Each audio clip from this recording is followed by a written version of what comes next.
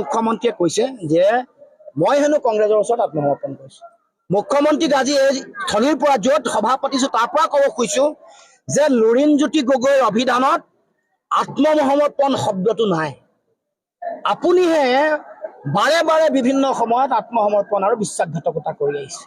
লুৰিণজ্যোতি গগৈয়ে বিগত সময়ছোৱাতো কাৰো ওচৰত আপোচ কৰা নাই, আত্মসমৰ্পণ কৰা নাই। আহি থাকিব লগা দিনসমূহতো যেতিয়ালৈকে জীয়াই থাকিম না কাৰোবাৰ ওচৰত আত্মসমৰ্পণ কৰিম, না কাৰোবাৰ ওচৰত আঁঠু ল'ম, না কাৰোবাৰ ওচৰত আপোচ কৰিম। স্পষ্ট কথা, আমি কংগ্ৰেছৰ কাষত সহৱস্থান কৰিছো কেৱল মাত্ৰ জাতীয় স্বাৰ্থৰ কাৰণে যুঁজ দিবৰ কাৰণে। দেশৰ যিটো পৰিৱেশ পৰিস্থিতি, য'ত দেশত বাইপলাৰ মোড অফ ইলেকশ্যন চলিছে, ভোট বিভাজন ৰোধ কৰিবৰ কাৰণেহে আমি কেৱল মাত্ৰ সহৱস্থান কৰিছো। সেইকাৰণে মুকলিমূৰীয়াকে ক'ব পাৰো কংগ্ৰেছৰ লগত আমাৰ আদৰ্শৰ অমিল আছে, আমাৰ দৰ্শনৰ অমিল আছে। আমি আমাৰ চিন্তা, দৃষ্টিভংগী, আদৰ্শ আৰু দৰ্শন আমি নিজে আগবঢ়াই লৈ গৈও আমি বিজেপিক পৰাভূত কৰিবৰ কাৰণেহে তেওঁলোকৰ লগত থিয় হৈছো। অসমৰ মুখ্যমন্ত্ৰীয়ে কেনেকে আত্মসমৰ্পণ কৰিছে সেইটো কথা যদি আপোনালোকে চাই দেখিব, ইতিহাসৰ পৃষ্ঠাৰ লুটিয়াই চালে দেখিব যে অসমৰ মুখ্যমন্ত্ৰীয়ে আচুক বিশ্বাসঘাতকতা কৰি হিতেশ্বৰ শইকীয়া অসমৰ মুখ্যমন্ত্ৰী আগত তেওঁৰ ওচৰত আত্মসমৰ্পণ কৰিছিলে, কৰি কংগ্ৰেছলৈ গ'ল। বহুদিন কংগ্ৰেছলৈ যাওঁতে তেওঁৰ যিটো অবৈধ বাংলাদেশ যিটো প্ৰীতি, অবৈধ বাংলাদেশী বা বিদেশী প্ৰীতি, সেইটো আমি দেখিবলৈ পাইছো। কেনেকে কি কাম কৰিছিলে, কি নকৰিছিলে। তাৰপিছত তেওঁ যেতিয়া হাৰদা লুই বাজাৰ কেলেংকাৰী তদন্তৰ গতি এটা লাভ কৰিলে, তেওঁ জেল যোৱাৰ, তিহাৰ জেললৈ যোৱাৰ পৰিৱেশ আহিলে, তেওঁ তাৎক্ষণিকভাৱে আত্মসমৰ্পণ কৰিলে। তেওঁ বিজেপি, RSS, ৰাম মাধৱৰ ওপৰত আত্মসমৰ্পণ কৰি বিজেপিলৈ দৌৰি দৌৰি গ'ল। তাৰ পাছত তেওঁ বিশ্বাসঘাতকতা আচুক কৰিছে, আলফাক কৰিছে, তেওঁ প্ৰথম গুৰু বিহু ফুকনক কৰিছে, প্ৰফুল্ল মহন্তক বিশ্বাসঘাতকতা কৰিছে, হিতেশ্বৰ শইকীয়াক কৰিছে, তৰুণ গগৈক কৰিছে, সিদ্ধাৰ্থ গোস্বামীক কৰিছে, ৰাম মাধৱক কৰিছে আৰু সৰ্বানন্দ সোণোৱালক কৰিছে। এইটো কথা মানুহে দেখিবলৈ বাকী নাই। দ্বিতীয় কথা, আৰু কেইটামান কথা, যদিও কথাবোৰ দীঘলীয়া হৈছে কৈ যাব খুজিছো। 3টা কথা কৈছে যে জাতিৰ কাৰণে যিবোৰ ভাল কাম কৰিছে সেইবোৰৰ বোলে প্ৰশংসা নকৰিলেও মই বাধা দিব নালাগে। দ্বিতীয় তেওঁ কৈছে যে মই হেনো লাজ পাব লাগে। তৃতীয় কথা, মোৰ হাও লাগিব বুলি কৈছে। আৰু চতুৰ্থ কথা, এফিডেভিট দিয়াৰ কথা। গোটেইকেইটা কথাৰ উত্তৰ আপোনালোকক সুযোগ পাইছো কাৰণে দি থৈ যাব খুজিছো যে আপুনি কৰা ভাল কামৰ তালিকাখন দিছো। মুখ্যমন্ত্ৰী ডাঙৰীয়া, আপুনি এনেকুৱা কিছুমান কাম কৰিছে, এতিয়া খিলঞ্জীয়া মানুহৰ 49,000 বিঘা মাটি আপুনি আম্বানী, আদানী, ৰামদেৱ, SR গ্ৰুপক দি দিবলৈ ওলাইছে। 49,000 বিঘা মাটি, ইয়াত কোকৰাঝাৰ পৰ্বতজোৰা হওক, ডিমা হাছাও হওক, কাৰ্বি আংলং হওক, বৰদুৱাৰ হওক, গোলাঘাট মেৰাপানী হওক, এইবোৰত আপুনি মাটি ভেটি দিবলৈ ওলাইছে। আপোনাৰ দিনত 8,066খন বিদ্যালয় মৃত্যু হৈছে। আপোনাৰ দিনত আটাইতকৈ জন্ম হৈয়ে মানে মৃত্যুমুখত পৰা সন্তানৰ যিটো হাৰ, সেইটো ভাৰতবৰ্ষৰ সকলো ৰাজ্যৰ ভিতৰত আটাইতকৈ বেছি, এভাৰেজ হাৰতকৈ বেছি। বেলেগ ৰাজ্যবোৰত যিটো গড় হাৰ, সেইটো 20 গৰাকী মানুহ মৃত্যুমুখত পৰে, আপোনাৰ ইয়াত 22 গৰাকী মৰে। 0 পৰা 5 বছৰত মৃত্যুমুখত পৰা শিশুৰ সংখ্যা দেশত 30 গৰাকী, আপোনাৰ অসমত 35 গৰাকী মৰে। ড্ৰপ আউট মানুহ যিটো ছাত্ৰ ছাত্ৰীৰ সংখ্যা দেশৰ ভিতৰতে অসমৰ স্থান দ্বিতীয়। এইবোৰ আপুনি কৰা কামৰ উদাহৰণ মই দিব খুজিছো। গতিকে এয়া আপোনাৰ ভাল কামৰ উদাহৰণ। আপোনাৰ দিনত 27খন টুল গেট অসমত গঢ়িব খুজিছে, 9খন আছে আৰু 18খন বনাই আছে। Smart meter 64 lakh smart meter আম্বানীৰ হাতত অৰ্পণ কৰিছে 64 লাখ পৰিয়াল। তাৰ লগে লগে 55 বছৰৰ কাৰণে বিমান বন্দৰ আদানীৰ হাতত আপুনি দি দিলে। তাৰ লগে লগে আপোনাৰ দিনত 31 লাখলৈ নিবনুৱা বৃদ্ধি হ'ল। আপোনাৰ দিনত ধাৰ 1,74,000 বৃদ্ধি হৈছে। যোৱা এই বছৰটোৱে অলপ দিনৰ আগলৈকে 12,455 কোটি টকা, 12,455 কোটি টকা আপুনি ধাৰ ইতিমধ্যে লৈছে। এয়াই হ'ল আপুনি জাতিৰ কাৰণে কৰা কাম। উৰিয়াম ঘাটত তেওঁ উচ্ছেদ কৰিছে, মোক কৈছে যে উৰিয়াম ঘাটত হেনো মই এফিডেভিট দিব লাগে আদানীক মাটি দিম বুলি, মানে তেওঁ আদানীক মাটি দিব বুলি তাত মই এফিডেভিট দিব লাগে। মই আপোনাক কৈছো আপুনি বেছি দূৰলৈ যাব নালাগে, আপুনি মোৰ ওচৰলৈ আহক। মই বেছি দূৰলৈ যাবলৈ মানা কৰিছো। গোলাঘাটৰ ফলঙনিৰ বীজ পামলৈ আহক। আপুনি 75 বিঘা ৰামদেৱক নিদিওঁ বুলি মোক এফিডেভিট কৰি দিয়কচোন। আপুনি কাৰ্বি আংলঙলৈ আহক। আপোনাক মই প্ৰত্যাহ্বান জনাইছো যে 4,000 একৰ মাটি 20 জুনত আম্বানীৰ লগত চুক্তি স্বাক্ষৰ নাই কৰা বুলি কমপ্লেক্স বায়'গেছৰ নামত আপুনি চুক্তি স্বাক্ষৰ কৰি দিয়ক। আপুনি এফিডেভিট দিয়ক। আপুনি কোকৰাঝাৰ পৰ্বতজোৰা ৩,৬০০ বিঘা মাটি নাই আদানীক নিদিয়ে বুলি এফিডেভিট কৰি দিয়ক। আপুনি ডিমাহাছাও ৬,০০০ বিঘা চিমেণ্ট কোম্পানী আদানীক খুলিবৰ কাৰণে নিদিয়ে বুলি এফিডেভিট কৰি দিয়ক। আপুনি নগাঁৱৰ মিকিৰ বামুণীত আপুনি কাৰ্বি আদিবাসী মানুহক উচ্ছেদ কৰি ২৭৬ বিঘা মাটি বেলেগক নিদিওঁ বুলি আপুনি চহী কৰি দিয়ক। আমাৰ বৰদুৱাৰ বাগানত আপুনি ২,১০০ বিঘা ১৮০০ বিঘা মাটি আপুনি বেলেগক নিদিওঁ বুলি মোক এফিডেভিট কৰি দিয়ক। আৰু মুখ্যমন্ত্ৰীক প্ৰত্যাহ্বান জনাইছো, আপোনাৰ নিজৰ সমষ্টি ৰেলৱেত বেদখল কৰি থকা যিসকল মানুহ আছে তেওঁলোকক উচ্ছেদ কৰি আপোনাৰ শক্তি দেখক, সাহস দেখক। প্ৰত্যাহ্বান জনাইছো মুখ্যমন্ত্ৰীক। আপুনি শুৱালকুছিৰ মানে অৱস্থাটো বেয়া কৰিলে, শুৱালকুছিৰ শিল্পটো অৱস্থা বেয়া কৰিলে আপোনাৰ দিনত। আপুনি জালুকবাৰী ৰেলৱে মাটিত যিসকলে বেদখল কৰি আছে তেওঁলোকক উচ্ছেদ কৰাৰ ধমটো দেখুৱাওক। আৰু কাৰ্বি আংলঙৰ উত্তৰ বৰবিলক উচ্ছেদ কৰাৰ মুখ্যমন্ত্ৰী যদি দম আৰু সৎ সাহস আছে মোক এফিডেভিটত লিখি দিব যে ইয়াত উচ্ছেদ কৰিব। তেওঁ কৈছে যে অসম চুক্তিৰ পিছত বিদেশী উচ্ছেদ কৰা বা খেদা তেওঁৱে একমাত্ৰ ব্যক্তি, গতিকে এই ক্ষেত্ৰত কি ক'ব? একমাত্ৰ মুখ্যমন্ত্ৰী। বিদেশী উচ্ছেদ যদি কৰিছে কিয় কৰায়ত্ব নাই কৰা? সেইটোৱে মৌলিক প্ৰশ্ন। কিয় মাটি দিছে? ধুবুৰীত উচ্ছেদ কৰা বিদেশীক ১ কঠা মাটি দিম বুলি কৈছে, ৫০,০০০ দিম বুলি কৈছে। আপোনালোকে সংবাদ মাধ্যমত বাতৰি পৰিৱেশন কৰিছে। গৰুখুটিত যিসকলক উচ্ছেদ কৰিছিলে তেওঁলোকক ১ বিঘাকে মাটি দিলে। ক'ত দিলে? দলগাঁৱত দিলে। কাজিৰঙাত যাক উচ্ছেদ কৰিছিলে তাক ১৪,৭২,০০,০০০ টকা দিলে। মই এইবোৰতো তথ্যৰ ওপৰত কৈছো। আৰু বটদ্ৰৱাত যাক উচ্ছেদ কৰিছিলে হাতৰ পৰা ১২ লাখ নে ১৫ লাখ টকা দিলে। গতিকে এইবোৰ আপোনাৰ মোৰ টকা পইচা নহয়।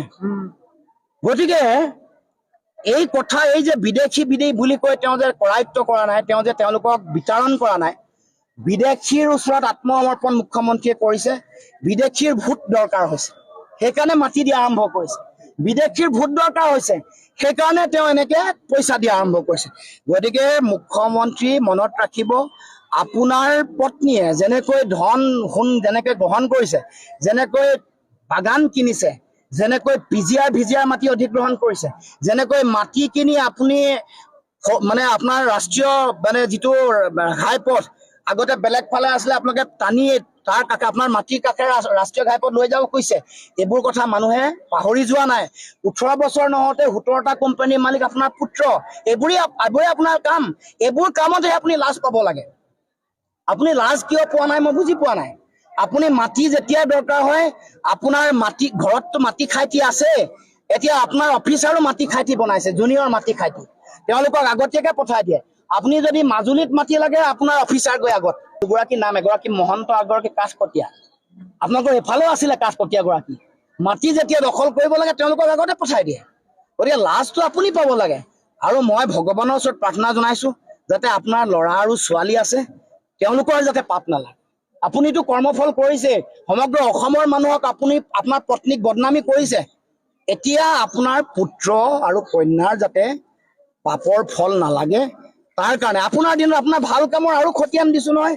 আপুনি গৰু চিণ্ডিকেট চলাই আছে, আপুনি চুপাৰী চিণ্ডিকেট চলাই আছে, আপুনি কয়লাৰ চিণ্ডিকেট চলাই আছে, ড্ৰাগছৰ চিণ্ডিকেট বন্ধ কৰিম বুলি মদৰ দোকান বহাইছেতো আপুনি। আপুনি ভাল কাম কৰিছে। চৰিত্ৰ পাঠৰ কিতাপ এখন আপুনি ল'ৰা ছোৱালীবোৰক পঢ়িবলৈ দিছে, এইটো ভাল কাম কৰিছে। কিন্তু আপোনাক সোঁৱৰাই দিছো যে চৰিত্ৰ পাঠখন আপুনিও পঢ়ক, নহলেনো আপুনি শিক্ষকসকলক ইমান বেয়াকে অপমান কৰেনে? অন কেমেৰা অপমান কৰিছে। অসমৰ জ্যেষ্ঠ ব্যক্তিসকলক আপুনি অপমান কৰে। আপুনি মহাবিদ্যালয়ৰ অধ্যক্ষক, অৱসৰপ্ৰাপ্ত অধ্যক্ষক আপুনি বেয়া ব্যৱহাৰ কৰে। গতিকে আপুনি পঢ়িব লাগিব। আপুনি কিতাপৰ দিন কৰিছে, এইটো ভাল পাইছো, ভাল কাম কৰিছে। কিন্তু আমাৰ বিষ্ণুপ্ৰসাদ ৰাভাদেৱে কি কৈছে, আমাৰ পদ্মনাথ গোহাঁই বৰাই কি কৈছে, বা আমাৰ ভূপেন হাজৰিকাই কি কৈছে, লক্ষ্মীনাথ বেজবৰুৱাই কি কৈছে, তেওঁৰ লিখনিসমূহৰ মাজত থকা যিবোৰ কথা, এইবোৰ পঢ়ি আপুনি সমন্বয়ৰ কথা, সাম্প্ৰদায়িকতাহীন এখন সমাজৰ কথা আপুনি পঢ়ি এইবোৰ উপলব্ধি কৰক। অভিনয় দেখিলো, বহুত ৰাজনৈতিক নাটক দেখিলো। ভূপেন বৰা ডাঙৰীয়াৰ শেহতীয়া যি অভিনয় দেখিলো, এই অত্যন্ত দুৰ্ভাগ্যজনক আমাৰ কাৰণে নহয়। এই লাখ লাখ কৰ্মীয়ে এনেকুৱা অভিনয় কৰা মানুহবিলাকক যেতিয়া সমৰ্থন কৰি আগত গৈ থাকে, তাৰ পিছত যেতিয়া এনেকে চৌঠিঙীয়া কৰিবৰ কাৰণে বহু নাটক আৰু অভিনয় কৰি পেলাই থাকে, তেতিয়া কিমান মানে মানুহক এওঁলোকে বিপদত পেলাই নিজৰ স্বাৰ্থত ৰাজনীতি কৰি থাকে, এইটো কথা অলপ চিন্তা কৰাৰ সময় সমাগত। আজি মই দেখিলো ভূপেন বৰা ডাঙৰীয়া ঘৰত ৰাতিপুৱাৰ পৰা যেন ঘৰত দৰাহে আহিব, একেবাৰে আপোনাৰ ফুলৰ টাব চাপ সজাই এনেকুৱা এটা পৰিৱেশ কৰিলে।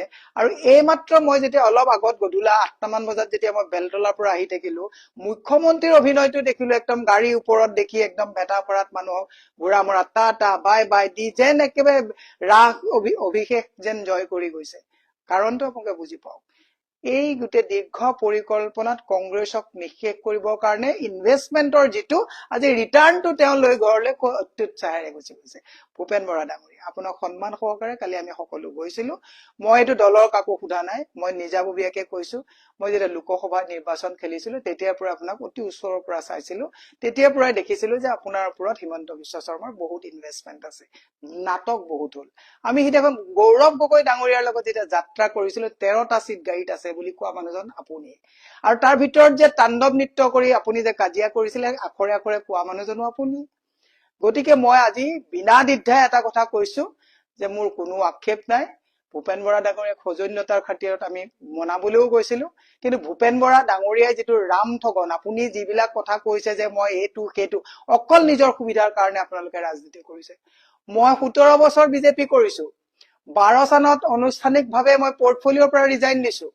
তাৰ পিছত মই কা আন্দোলনৰ সময়ত এই সুদীৰ্ঘ সময়খিনিত 16 চনতো মই যথেষ্ট ঘনিষ্ঠতাৰে কাম কৰাৰ পিছত তাৰপিছত মই নিৰাপদ দূৰত্বত থাকি আপোনালোকে জানে যে 21 চনত মই কংগ্ৰেছলৈ আহিছো। দীৰ্ঘ এটা সময় এটা দলত থাকি আন এটা দলত আহিবৰ কাৰণে দীৰ্ঘ সময় মানসিক স্থিতি গোটেইবিলাক লাগিছিলে। যোৱা পৰহিলৈকে যাত্ৰাত থাকি একে ৰাতিতে আপুনি নাটকখন কৰি আজি আপুনি দৰা আদৰা দি ডাঙৰীয়া অহা দি আপোনাৰ ঘৰত ধূপ ধূনা দি পেলাই আপোনাৰ পত্নীৰ আজি মুখত এনেকুৱা দেখিলো যে ইমান লাখ বিলাকত ভিতৰে ভিতৰে চুপে চুপে থাকাতকে আজি অন্তত খোল্লা আমি ধুনীয়াকে এটা ধুনীয়া লাইফ মানে আমি চলাব পাৰিম।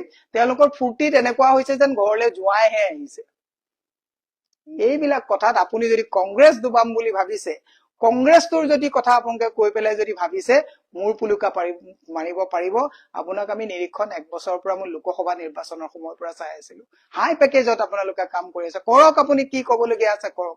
আপোনাক সিদিনাখন দুজন নিলজ্জ মানুহ অসমৰ মানুহে চাওক, সিদিনাখন গাড়ীত আমি যেতিয়া কথোপকথনত তেখেতে কৈছিলে যে মোক আপোনালোকে পাছফালৰ পৰা সদায় বাহ দি থাকে, আৰু মুখ্যমন্ত্ৰীয়ে কি কৈছিলে, ইছৰাম কব নোৱাৰি ইমান নিলজ্জ এনেকুৱা কথা। CID এনকোৱাৰী দিলে, CID SP মোৰ ঘৰত আহিছে ইন্টাৰগেশ্যনৰ কাৰণে, আপোনাৰ ঘৰত গৈছে, দেৱব্ৰত শইকীয়া তাত গৈছে, আৰু সেইজন নিলজ্জ মুখ্যমন্ত্ৰীৰ ওচৰত আপুনি শৰণাপন্ন হৈ আপুনি আজি তাৰিখত আপোনাক চৰিত্ৰহীন সদায় অসমৰ মহিলাক অশালীন, মই নাই কৰা আপোনাক অশালীন ব্যৱহাৰ কৰিছে বুলি মই কোৱা নাই, আপুনি এজন চৰিত্ৰহীন মানুহ বুলি মই নাই কোৱা, মুখ্যমন্ত্ৰীয়ে কৈছে। আৰু আজি সেই চৰিত্ৰহীন মানুহজনে যিজনে আপোনাক চৰিত্ৰহীন বুলি কৈছে দুপে দ্বীপে আপোনাৰ পৰিয়ালে স্বাগতম জনাইছে, পইচা আমাৰ কম, কিন্তু মোক যদি কোনোবাই চৰিত্ৰহীন বুলি কয়, মোৰ হাজবেণ্ডে কিন্তু ইয়াত যদি সোমাই কোনোবা তাক পিঠি ফালি ঘৰৰ পৰা পঠাই দিলে। ডিফাৰেন্সটো আপোনাৰ আৰু আমাৰ মাজত সিমানটোৱে যে আপোনাৰ আত্মস্বাভিমান নাই, স্বাভিমান নাই, নৈতিকতাৰ প্ৰতি আপোনালোকৰ কোনো দৰদ নাই। দুখ পাইছো আপোনাক, দুখ নাই পোৱা, লাজ পাইছো যে ইমান দিন আপোনাৰ নেতৃত্বত কংগ্ৰেছ দলটোত আমি কাম কৰি আছিলো। বেয়া পাওক, মোৰ কবলগীয়া নাই, এইটো মই ব্যক্তিগতভাৱে কৈছো যে আপোনাক চৰিত্ৰহীন বুলি কোৱা মানুহজনে কোৱাজনো কেনেকুৱা মানুহ, আৰু আপুনি যোৱাজনো আপোচকাৰীজন কেনেকুৱা। আপুনি নাটক কাইলৈ পৰা নকৰিব, আপুনি কোনে আপোনাক কিমান চেবটেজ কৰিছে নকৰিব। প্ৰত্যেকটো ৰাজনৈতিক দলত হিউমিলিয়েশ্যন থাকে, প্ৰত্যেকটো ৰাজনৈতিক দলত মানুহৰ পিছত মানুহ লাগি থাকে। আজি আমিও বহুত প্ৰত্যাহ্বান লৈ আছো। মই 100% আমি ইমানটো কথা কব পাৰো যে দলৰ যেতিয়া বেয়া দিন থাকে, মই যেতিয়া বিজেপিত আছিলো বেয়া দিনত মই তাত বেয়া পাই থাকোতেও মই কেতিয়াও কোৱা নাছিলো দলটোৰ ক্ষতি হব বুলি। চৰকাৰ যেতিয়া আহিছে তেতিয়া হাত চাত ধুই ওলাই গুচি আহিছো। আজি কংগ্ৰেছত আছো, মই কংগ্ৰেছত আজি চৰকাৰ নথকা অৱস্থাত অত্যন্ত যদি চেপাটো থাকো তেতিয়াও কংগ্ৰেছৰ ক্ষতি নকৰো, এইটো মোৰ নৈতিক দায়িত্বৰ ভিতৰত পৰে। কাইলৈ যদি কংগ্ৰেছে চৰকাৰ কৰে, চৰকাৰ কৰি যদি কংগ্ৰেছৰ মানুহবিলাক অহংকাৰী হয়, হয়তো কংগ্ৰেছত নাথাকিবও পাৰো, কাৰণ আমি ক্ষমতাৰ কাৰণে কেৱল ৰাজনীতি কৰা নাই।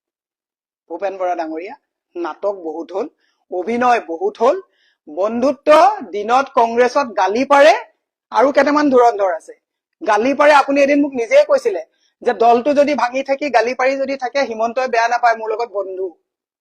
আপুনিও খোলক কিমান কথা, আমিও খুলিম আপোনাৰ কথা।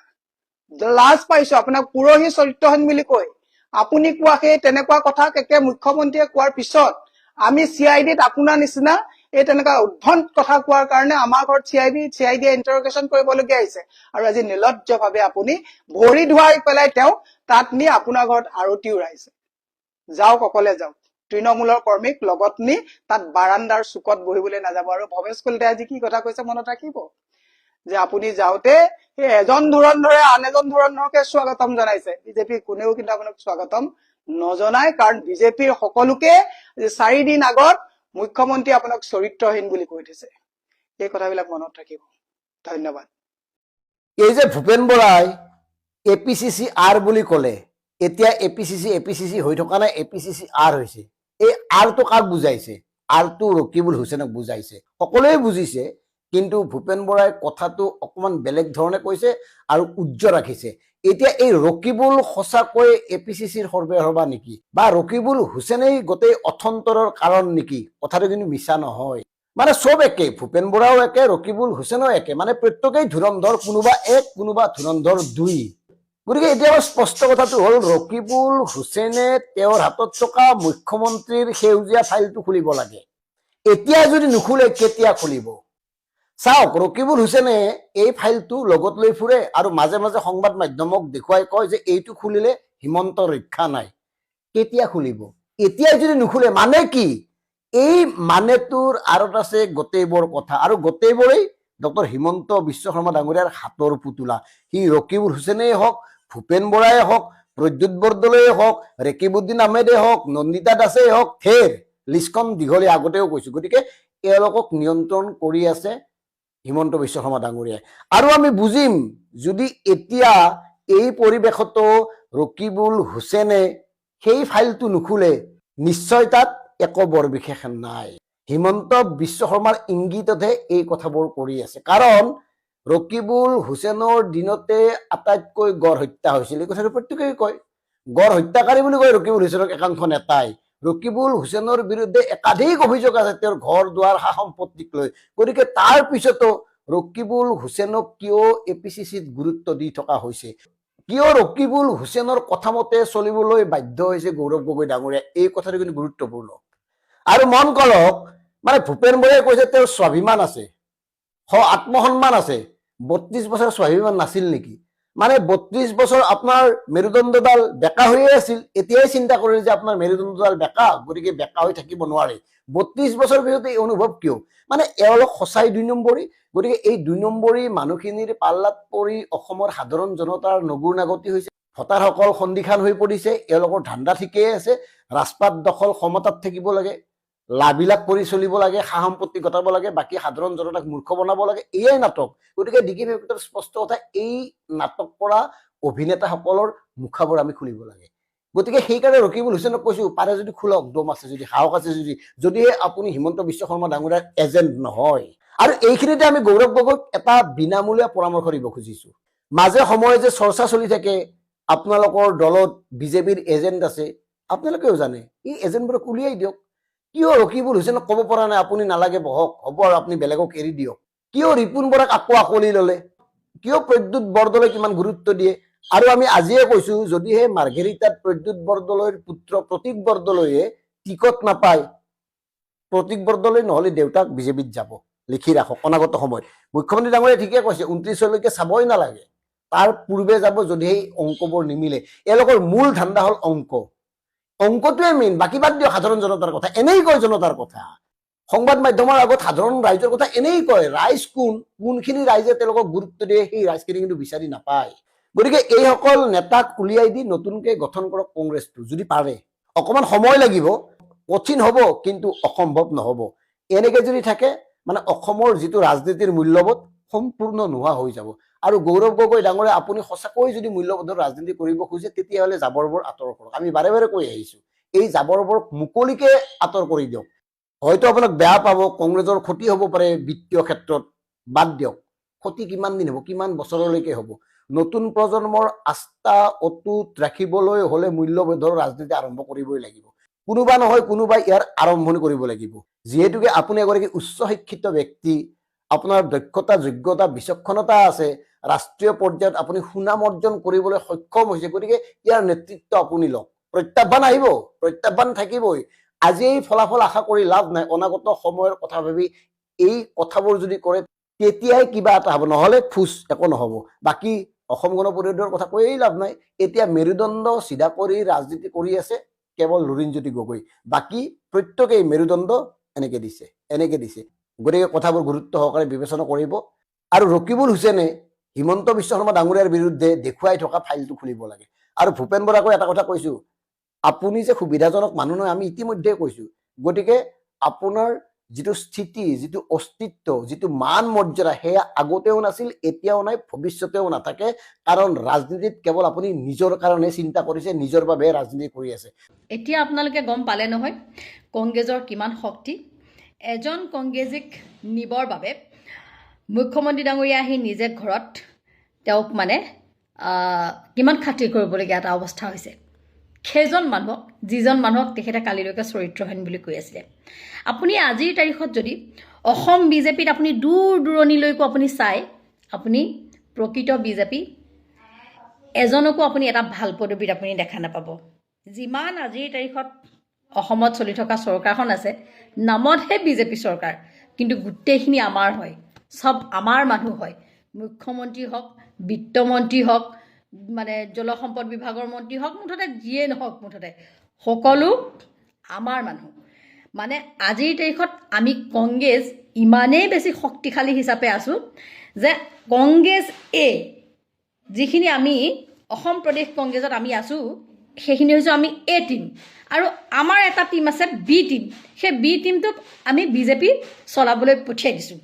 আপোনালোকে গম পাইছে আজি কংগ্ৰেছ নহ'লে বিজেপি কোনোপধ্যেই চলিব নোৱাৰে।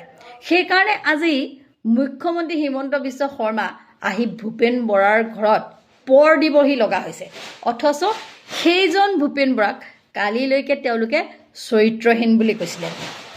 মহিলা আয়োগৰ অধ্যক্ষা আঙুৰলতা ডেকাৰ দ্বাৰা তেওঁলোকে কেছ দিছিল। আৰু মীৰা বৰঠাকুৰ বাইদেউৰ ঘৰলৈও এছ পিও গৈছিল বুলি আমি শুনিছোঁ। দেৱব্ৰত শইকীয়াৰ ঘৰলৈও যোৱাৰ কথা আছিলে।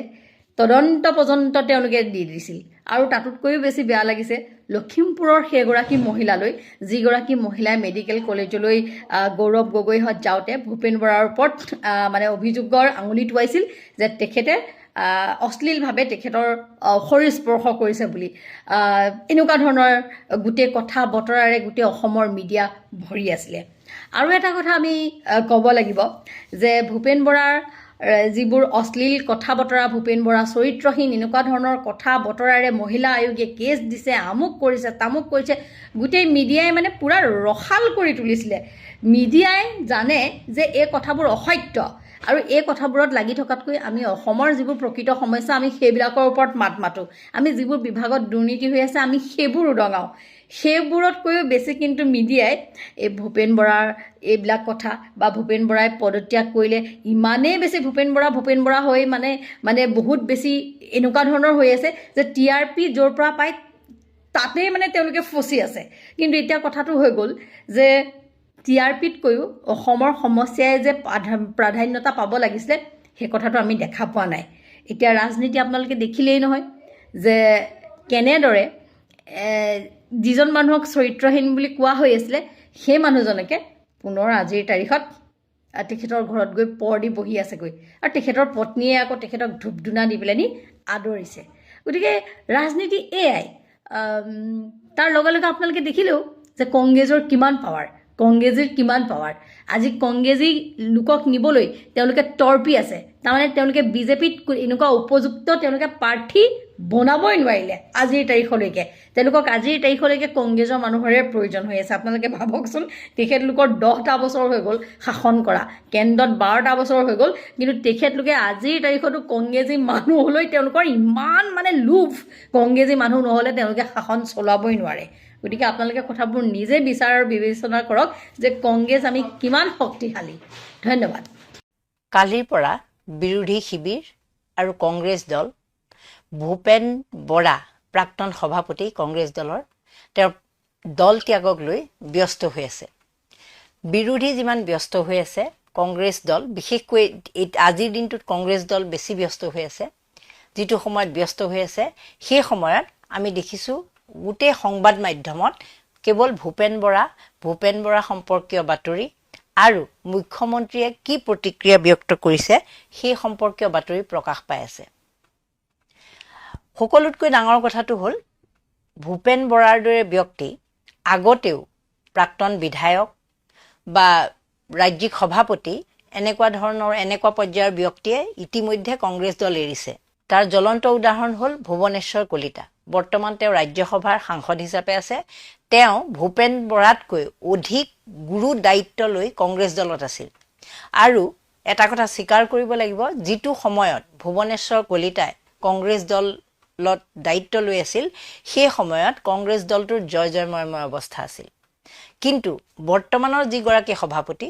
ভূপেন বৰা মানে যিগৰাকীয়ে ইতিমধ্যে দল ত্যাগ কৰিছে তেওঁ যিটো সময়ত কংগ্ৰেছ দলত দায়িত্ব লৈ আছিল সেই সময়ত কংগ্ৰেছ দলৰ প্ৰদৰ্শন খুব ভাল নাছিল যিকোনো নিৰ্বাচনতে আপোনালোকে যদি চাই উত্তৰ কাছাৰৰ ডিমা হাছাও পৰিষদীয় যি নিৰ্বাচন আছিল সেই নিৰ্বাচনৰ সময়ত ভূপেন বৰাৰ যদি পাৰফৰ্মেন্সটো আমি চাওঁ তেতিয়াহ'লে দেখিম যে সেই সময়ত ভূপেন বৰাৰ দায়িত্বত থকা কংগ্ৰেছ দলে তেওঁ নিজেও আছিল সেই সময়ত তেওঁলোকে প্ৰাৰ্থী বিচাৰি পোৱা নাছিল উত্তৰ কাছাৰত অৰ্থাৎ ডিমা হাছাও জিলাত পৰিষদীয় নিৰ্বাচনত প্ৰাৰ্থী নোপোৱা অৱস্থা হৈছিল ভূপেন বৰাৰ একেটা অৱস্থাই হৈছিল BTAD নিৰ্বাচনৰ সময়ত সেই সময়ত যেতিয়া ভূপেন বৰা সভাপতি হৈ আছিল শেহতীয়া নিৰ্বাচনৰ কথা কোৱা নাই ইয়াৰ আগৰ সেই সময়তো BTADত যথেষ্ট ভাল প্ৰদৰ্শন দেখুৱাব পৰা নাছিল কংগ্ৰেছ দলে কাৰ্বি আংলং স্বায়ত্ত পৰিষদৰ যি নিৰ্বাচন অনুষ্ঠিত হৈছিল তাত গোটেই কেইটা সমষ্টিতে জয়লাভ কৰিছিল বিজেপিয়ে কংগ্ৰেছ দলৰ প্ৰদৰ্শন একেবাৰে বেয়া আছিল তিনিখনকৈ পৰিষদ একেবাৰে কংগ্ৰেছ শূন্য হৈ পৰিছিল গতিকে ভূপেন বৰা যদিও সভাপতি আছিল তেওঁ দলটোৰ কাৰণে কাম কৰিছিল তেওঁ দলটোৰ উত্থানৰ কাৰণে কাম কৰিছিল এনেকুৱা কিছুমান বিষয় আমি চৰ্চা হৈ থকা দেখিছোঁ বা আমি নিজেও দেখিছিলোঁ যে তেওঁ চেষ্টা কৰিছিল কিন্তু সভাপতিৰ পদত থকা ব্যক্তি এজনক যেতিয়া দায়িত্ব দিয়া হয় তেওঁ দলটো সুদৃঢ় কৰি শৃংখলাবদ্ধভাৱে আগবঢ়াই নিয়াটো ভূপেন বৰাৰ দায়িত্ব আছিল আৰু সেইখিনি যদি তেওঁ চেষ্টা কৰিছিল সফল হোৱা আমি দেখা নাছিলোঁ যদি চেষ্টা কৰিছিল সেয়া তেওঁৰ দায়িত্ব আছিল এতিয়া কথাটো হ'ল ভূপেন বৰাক লৈ যোৱা 48 ঘণ্টাতকৈ বেছি সময় অসমৰ মিডিয়া অসমৰ কংগ্ৰেছ দল আৰু সচেতন লোক ব্যস্ত হৈ থাকিল তাৰ বিপৰীতে এই যে ভূপেন বৰা যাব খুজিলে আৰু ভূপেন বৰাই যে কংগ্ৰেছ দল ত্যাগ কৰিলে সেই বাতৰিটো যেতিয়া ৰাজহুৱা হ'ল বা সেই বাতৰি সম্পৰ্কত যেতিয়া প্ৰতিক্ৰিয়া ব্যক্ত কৰিব লগা হ'ল অসমৰ মুখ্যমন্ত্ৰী হিমন্ত বিশ্ব শৰ্মাই যিজন মুখ্যমন্ত্ৰীয়ে আজিৰ পৰা 5 দিনমান আগত যেতিয়া ভূপেন বৰাই এই কংগ্ৰেছৰ যি সময় পৰিৱৰ্তন যাত্ৰা চলি আছিল সময় পৰিৱৰ্তন যাত্ৰাত দেৱব্ৰত শইকীয়া ভূপেন বৰা আৰু মীৰা বৰঠাকুৰ থকা গাড়ীখনত যেতিয়া ভূপেন বৰাই বাঁহ দিয়াৰ কথাটো কৈছিল সেই সময়ত বিষয়টো এনেকুৱা এটা গুৰুতৰ পৰ্যায়লৈ লৈ গৈছিল মুখ্যমন্ত্ৰীয়ে কৈছিল ইমানেই অশালীন আচৰণ ভূপেন বৰাই বোলে কৰিছিল যিটো তেওঁ মানে মুখখনৰ যিটো এটা অৱস্থা কৰি প্ৰতিক্ৰিয়া ব্যক্ত কৰিছিল সেই কথাটো আপোনালোকৰ সকলোৰে চাগে ভিডিঅ'টো মনত পৰিব প্ৰথমতে এবাৰ ভিডিঅ'টো চাই লওক কাৰণ ইমান বেভিচাৰ এইটো মানে কোনো মানুহে চাব নোৱাৰে কিবা কৈছে আৰু যিটো ইংগিত এইটো মানে মইতো কল্পনাও কৰিব নোৱাৰো যে লিডাৰ অফ অপজিশ্যন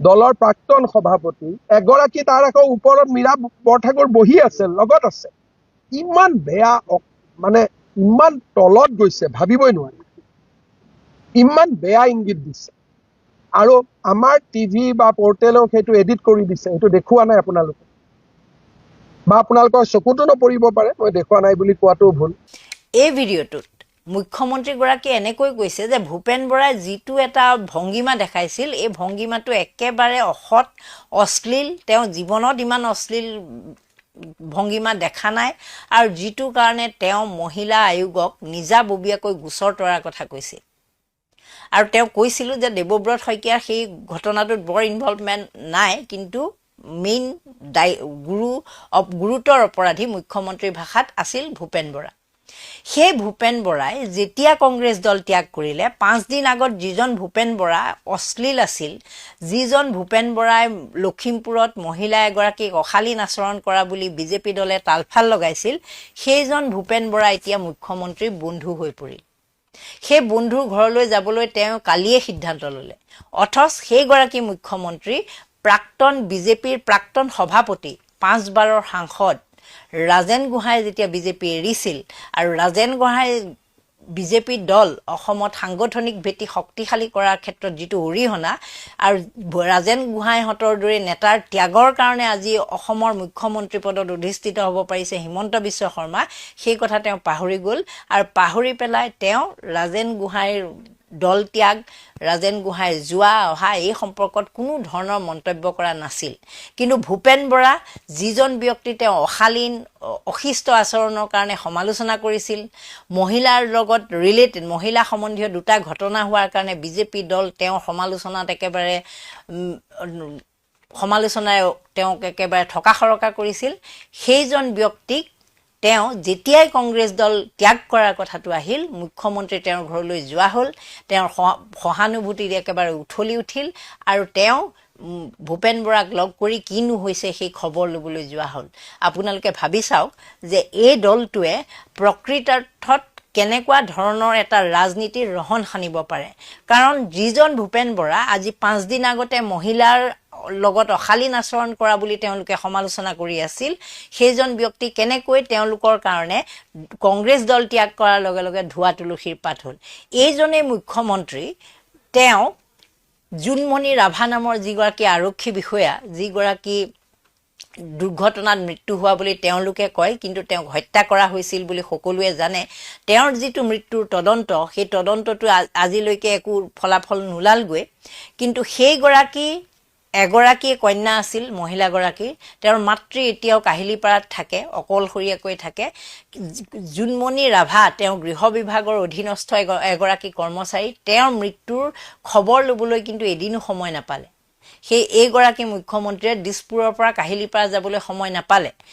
কোনোদিনে তেওঁ সেই জেগাডোখৰত উপস্থিত নহ'লগৈ, যে কি কাৰণতনো জোনমণি ৰাভাৰ মাতৃক সকাহ দিয়াৰ কাৰণে তেওঁ নগ'ল। কিন্তু সেইগৰাকী ব্যক্তিয়ে যিগৰাকী ভূপেন বৰাই বিগত দিনবিলাকত তেওঁক সমালোচনা কৰিছিল, তেওঁ সমালোচনা কৰি আছিল, কোনোদিনে তেওঁলোকে বন্ধুত্ব সম্পৰ্কীয় কথা বতৰা ক'বলগীয়াই হোৱা নাছিল, সেইজনে এতিয়া এনেকুৱা সহানুভূতিপ্ৰৱণ ব্যক্তি হৈ পৰিল যে তেওঁ আজি গৈ ভূপেন বৰাৰ গৃহত উপস্থিত হৈ খা খবৰ ল'ব বোলে। আৰু ভূপেন বৰাৰ ঘৰতো এনেকুৱা এটা পৰিস্থিতিৰ সৃষ্টি হৈছে যে মুখ্যমন্ত্ৰী যাব, গতিকে টাবলৈকে ৰং কৰিছে।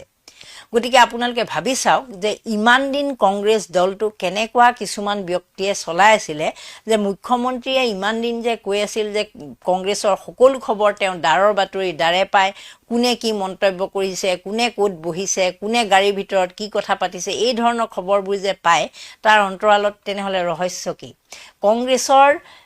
কংগ্ৰেছত তাৰমানে বিজেপিৰ সঁচাকৈয়ে এনেকুৱা ধৰণৰ বি টিমৰ সদস্য আছিল নেকি? কাৰণ যিগৰাকী ভূপেন বৰাই বিগত দিনবিলাকত এনেকুৱাই মুখ্যমন্ত্ৰীক গালি খপনি পাৰি আছিল, বিভিন্ন ধৰণে সমালোচনা কৰি আছিল, আজি সেইগৰাকী মুখ্যমন্ত্ৰীক তেওঁ কালি যেতিয়াই দল ত্যাগ কৰিলে, তাৰপিছতে তেওঁ মুখ্যমন্ত্ৰী ডাঙৰীয়া, মুখ্যমন্ত্ৰী আহিব পাৰে, মুখ্যমন্ত্ৰী আহিলে তেওঁ গৌৰৱবোধ কৰিব, এনেকুৱা ধৰণৰ মন্তব্য কৰিবলৈ ল'লে মাত্ৰ 3-4 ঘণ্টাৰ বিৰতিত। গতিকে আপোনালোকে ভাবি চাওক, সেই একেগৰাকী ভূপেন বৰাকে আকৌ ভূপেন বৰাৰ সমৰ্থনতে গোটেই বিজেপি দলটো গদগদ হৈ পৰিল। মানে ভূপেন বৰা উপেক্ষিত, ভূপেন বৰাক উপেক্ষা কৰা হৈছে, গুৰুত্বহীন হৈ আছিল, এই ধৰণৰ বিষয়বোৰ তেওঁলোকে উপলব্ধি কৰিলে যেতিয়াই ভূপেন বৰাই দল ত্যাগ পত্ৰখন প্ৰেৰণ কৰিলে।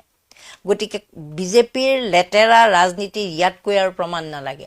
তাতকৈ বিজেপিয়ে কি ডাঙৰ লেতেৰা ৰাজনীতি কৰিছে আপোনালোকে চাওক। ভূপেন বৰাক পদত্যাগৰ, দল ত্যাগৰ এই বিষয়টোত সকলোকে ব্যস্ত ৰাখি মিডিয়াৰ পৰা সচেতন নাগৰিক, কংগ্ৰেছ দল সকলোকে ব্যস্ত ৰাখিছে।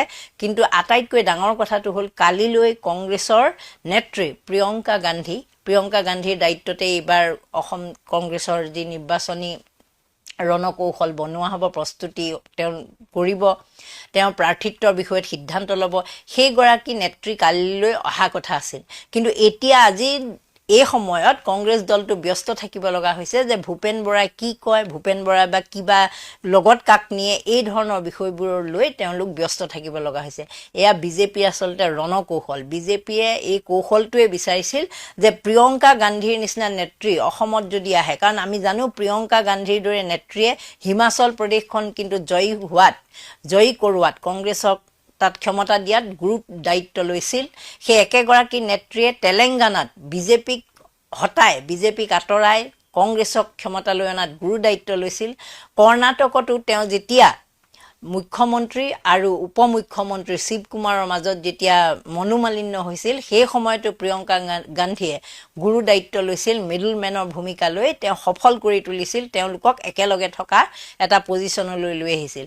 সেইগৰাকী নেত্ৰী অসমলৈ অহা কথা আছে কালিলৈ, আৰু এই দিনটোত আজি কংগ্ৰেছ নেতৃত্ব কি কথাত ব্যস্ত থাকিব লগা হৈছে, আৰু ইয়াৰ কাৰণে মূল দায়ী কোন? ইয়াৰ কাৰণে মূল দায়ী হ'ল যিগৰাকী ভূপেন বৰা কংগ্ৰেছ দলৰ জহতে তেওঁ এসময়ত পাৰ্লিয়ামেণ্টাৰী ছেক্ৰেটাৰী হৈছিল, এসময়ত বিধায়ক হৈছিল আৰু কংগ্ৰেছৰ দৰে ৰাষ্ট্ৰীয় দলৰ ৰাজ্যিক সভাপতি হৈছিল। তেওঁ কংগ্ৰেছে বহুত দিছিল, কিন্তু এই কংগ্ৰেছ দল এৰাৰ পিছত তেওঁ যিখিনি বকলা মেলা বুলি আমি কওঁ গাঁৱলীয়া ভাষাত, বকলা মেলা আৰম্ভ কৰিছে। এই কংগ্ৰেছ দলটোক তেওঁ একেবাৰে উচন হোৱাটো বিচাৰিছে, যিটো আচলতে প্ৰকৃতাৰ্থত সঁচাকৈয়ে যদি তেওঁ দলৰ ভালটো বিচাৰিছিল, এইটো তেওঁ এই সময়ত আচলতে কৰিবলগীয়া কাম নাছিল। এই কথাটো একেবাৰে 100% নিশ্চিত, কাৰণ দল এৰাৰ পাছত দল এৰিছা, তুমি বেয়া পাইছা, সেইটো এটা বেলেগ কথা, কিন্তু বিজেপিক উৎসাহিত কৰি তেওঁ কংগ্ৰেছক একেবাৰে নিচিহ্ন কৰাৰ যিটো পৰিকল্পনা লৈ দলটো এৰি যাব খুজিছে, এই কথাটো শেহতীয়াকৈ প্ৰতিটো তেওঁৰ বাক্যত পৰিস্ফুট হৈছে, স্পষ্ট হৈ ওলাই পৰিছে যে তেওঁ বিগত দিনবিলাকত আচলতে কিমান শুভাকাংক্ষী হিচাপে কংগ্ৰেছ দলটোত আছিল। তাৰোপৰি আপোনালোকে চাওক, কালিৰ দিনটোত যিটো দিনা তেওঁ দল ত্যাগ কৰিলে, কালিৰ দিনটোত বিগত 14 তাৰিখে উত্তৰ গুৱাহাটী আৰু গুৱাহাটীৰ মাজত যিখন কুমাৰ ভাস্কৰ বৰ্মাৰ সেতুখন যিখন মুকলি কৰা হৈছিল, সেই সেতুখনৰ ফাট ওলাইছে। মাত্ৰ দুদিন পিছত দেখা গৈছে যে তাত বৃহৎ ফাট। সেই ফাটবোৰ যেতিয়া ওলাইছে, সেইটো এটা ডাঙৰ এটা কেলেংকাৰী তাত নিশ্চিত হৈছে। যে এই কাৰণেই কেলেংকাৰী নিশ্চিত হৈছে কাৰণ সেই ব্ৰিজখন নিৰ্মাণৰ দায়িত্বত আছিল SP সিংলা কোম্পানী। এই SP সিংলা কোম্পানীটো বিহাৰৰ বহুবোৰ নিৰ্মাণ কাৰ্যৰ লগত জড়িত। গংগা নদীৰ ওপৰত বহুকেইখন দলং এই SP সিংলা কোম্পানীয়ে নিৰ্মাণ কৰিছে। তাৰে আটাইতকৈ গুৰুত্বপূৰ্ণ কথাটো হ'ল তাৰে এখন বিশেষ দলং, বিহাৰৰ এখন বিশেষ দলং 3 বাৰকৈ ভাঙিছে। আগুৱানী সুলতানগঞ্জৰ যিখন কানেক্টিং ব্ৰিজ, যিখন দলং সংযোগী দলং, এই দুখন ঠাই সংযোগী দলংখন 3 বাৰ ভাঙিছে। 2022 চনত এবাৰ ভাঙিছে, 2023 চনত এবাৰ ভাঙিছে, 2024 চনত ভাঙিছে। আৰু তাৰ পিছত এই কোম্পানীটোত ব্লেক লিষ্টেড কৰা নিচিনা হৈছিল, আৰু তেওঁলোকে কৰা সকলোবোৰ নিৰ্মাণ কাৰ্য বাৰে বাৰে পৰীক্ষা কৰিহে তাত উঠিবলৈ দিয়া হৈছিল বা যাতায়াত কৰাৰ ব্যৱস্থা কৰা হৈছিল। অসমৰ ক্ষেত্ৰত এই কোম্পানীটোৱে এই দলংখন নিৰ্মাণ কৰিছিল, আৰু এই দলংখন নিৰ্মাণ কাৰ্য আৰু সম্পূৰ্ণ হোৱাৰ পাছত মুখ্যমন্ত্ৰীৰ বৰবৰ কথাবোৰ আপোনালোক সকলোৱে শুনিছে।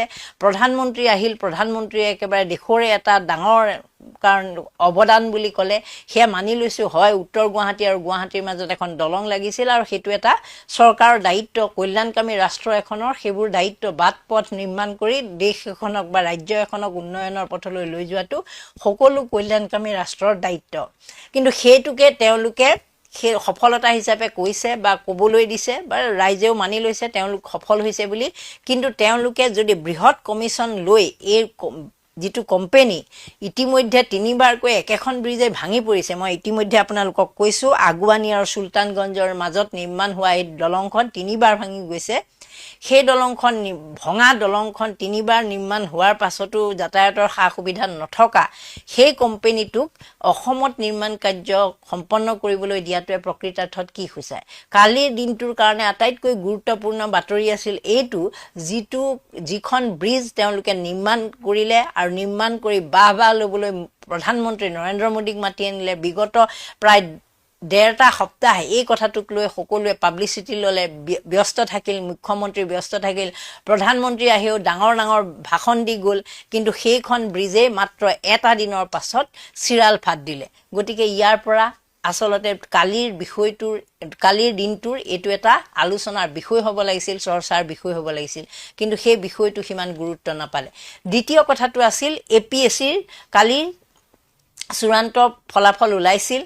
278 গৰাকী প্ৰাৰ্থীয়ে তাত মানে ফলাফল ওলাইছিল আৰু তেওঁলোক উত্তীৰ্ণ হৈছিল। বিভিন্ন শাখাত তেওঁলোকে নিযুক্তি পোৱাৰ কথা ঘোষণা হৈছিল আৰু কালিৰ দিনটোতে 2 ঘণ্টা ফলাফল ৰখাৰ পাছত ৱেবছাইটত বাতিল কৰা হৈছিল। আজি আকৌ পুনৰবাৰ ফলাফল তেওঁলোকে ঘোষণা কৰিছে, ৱেবছাইটত আহিছে ফলাফলটো। কিন্তু কথাটো হ'ল মুখ্যমন্ত্ৰীয়ে কৈছে যে এটা সৰু বিসংগতি থাকি গৈছিল, সেইকাৰণে এই ফলাফল বাতিল কৰিব লগা হ'ল। কিন্তু আমাৰ কথাটো হ'ল সৰুৱে হওক, ডাঙৰেই হওক, কমাই হওক বা ফুল ষ্টপেই হওক, কিবা যদি বিসংগতি থাকি গৈছিল, এই বিসংগতি কিহৰ কাৰণে হ'ল? কাৰণ এই চৰকাৰখনে সদায় দাবী কৰি আহিছে যে APSCৰ সংস্কাৰ কৰিছে এইখন চৰকাৰে। যদি APSCৰ প্ৰকৃতাৰ্থত সংস্কাৰ হৈছে, APSC হ'ল অসম চৰকাৰৰ অধীনস্থ বিভাগৰ আটাইতকৈ গুৰুত্বপূৰ্ণ পৰীক্ষা। ইয়াতকৈ ডাঙৰ পৰীক্ষা অসমত নহয়। গতিকে আটাইতকৈ ডাঙৰ আৰু গুৰুত্বপূৰ্ণ পৰীক্ষাটোত যদি এনেকৈ ফলাফল ওলোৱাৰ 2 ঘণ্টাৰ পিছত বাতিল কৰিব লগা হয়, সৰুৱে হওক, ডাঙৰেই হওক, ফুল ষ্টপেই হওক, কমাই হওক, কিবা প্ৰয়োজনীয় বস্তু যদি তাত থাকি যাবলগীয়া হৈছে, তাৰ কাৰণে দায়ী কোন? তাৰ কাৰণে ৰেছপনচিবিলিটি, দায়িত্ববোধ কাৰ আছিল? কোনে কৰিব লাগিছিল সেই সংশোধনী? সেইখিনিতো জনতাৰ কাম নহয় বা পৰীক্ষাৰ্থীৰ কাম নহয়। এই বিগত 24 ঘণ্টাত এনেকুৱা ধৰণৰ সিদ্ধান্ত লৈ আকৌ পুনৰবাৰ বাৰু আজি ফলাফল দিলে, সেইটো আমি মানি ল'লোঁ। কিন্তু মানুহক যে এই চোকা মেধাৱী ছাত্ৰ ছাত্ৰীসকলক যে টেনশ্যনত যে ৰাখিলে, ইয়াৰ কাৰণে দায়ী কোন? এই চৰকাৰখন নহয়নে? কালি এই বিষয়টো চৰ্চাৰ বিষয় হ'ব নালাগিছিল নে? কিন্তু কালি এই বিষয়টো একেবাৰে গুৰুত্ব নাপালে। কাৰণ এবাৰ ভূপেন বৰাই কি কয়, এবাৰ ভূপেন বৰাৰ ঘৰৰ সন্মুখৰ পৰা সাংবাদিকে কথাখিনি কয়, এবাৰ ভূপেন বৰা শুবলৈ গ'ল বুলি সাংবাদিকে কথাখিনি কয়, এবাৰ মুখ্যমন্ত্ৰীয়ে কি ক'লে সেই সম্পৰ্কত কথাখিনি কয়, এবাৰ আকৌ বেলেগ বিজেপি নেতাসকলে কি ক'লে সেই সম্পৰ্কত প্ৰতিক্ৰিয়া ব্যক্ত কৰে। এনেধৰণেই কালি আমাৰ সংবাদ মাধ্যম ব্যস্ত থাকিবলগীয়া হ'ল বা ব্যস্ত আমাক ৰাখিলে। তাৰপিছত আপোনালোকে চাওক, এইকেইদিন কংগ্ৰেছে যি যাত্ৰা উলিয়াইছিল, সেই যাত্ৰা সময় পৰিৱৰ্তনৰ যাত্ৰা। সকলো জেগালৈকে তেওঁলোক গৈছিল আৰু এই যাত্ৰাত তেওঁলোকে মুখ্যমন্ত্ৰীৰ পৰিয়ালৰ যি সম্পত্তি 12,000 বিঘা মাটিৰ যি কথা, এই বিষয়টোক লৈ তেওঁলোকে আৰু সম্পত্তি সম্পৰ্কত এটা সজাগতা অভিযান আৰম্ভ কৰিছিল। মুখ্যমন্ত্ৰীৰ সম্পত্তিৰ কথা কৈছিল, মামী বুলি সম্বোধন কৰি তেওঁলোকে বিভিন্ন ধৰণৰ শ্লোগান দিছিল। কিন্তু এই যে যিটো অভিযান চলি আছিল, তেওঁলোকে যিটো কৰি আছিল এই কামটো, বা এইখিনি সময়ত কংগ্ৰেছ দলে যিটো প্ৰস্তুতি কৰিছিল নিৰ্বাচনৰ কাৰণে, তেওঁলোকৰ নেতাসকল লগ হৈ এই ভূপেন বৰাৰ দল ত্যাগে এই গোটেই বিষয়টোত কিন্তু জ্যোতি পেলালে।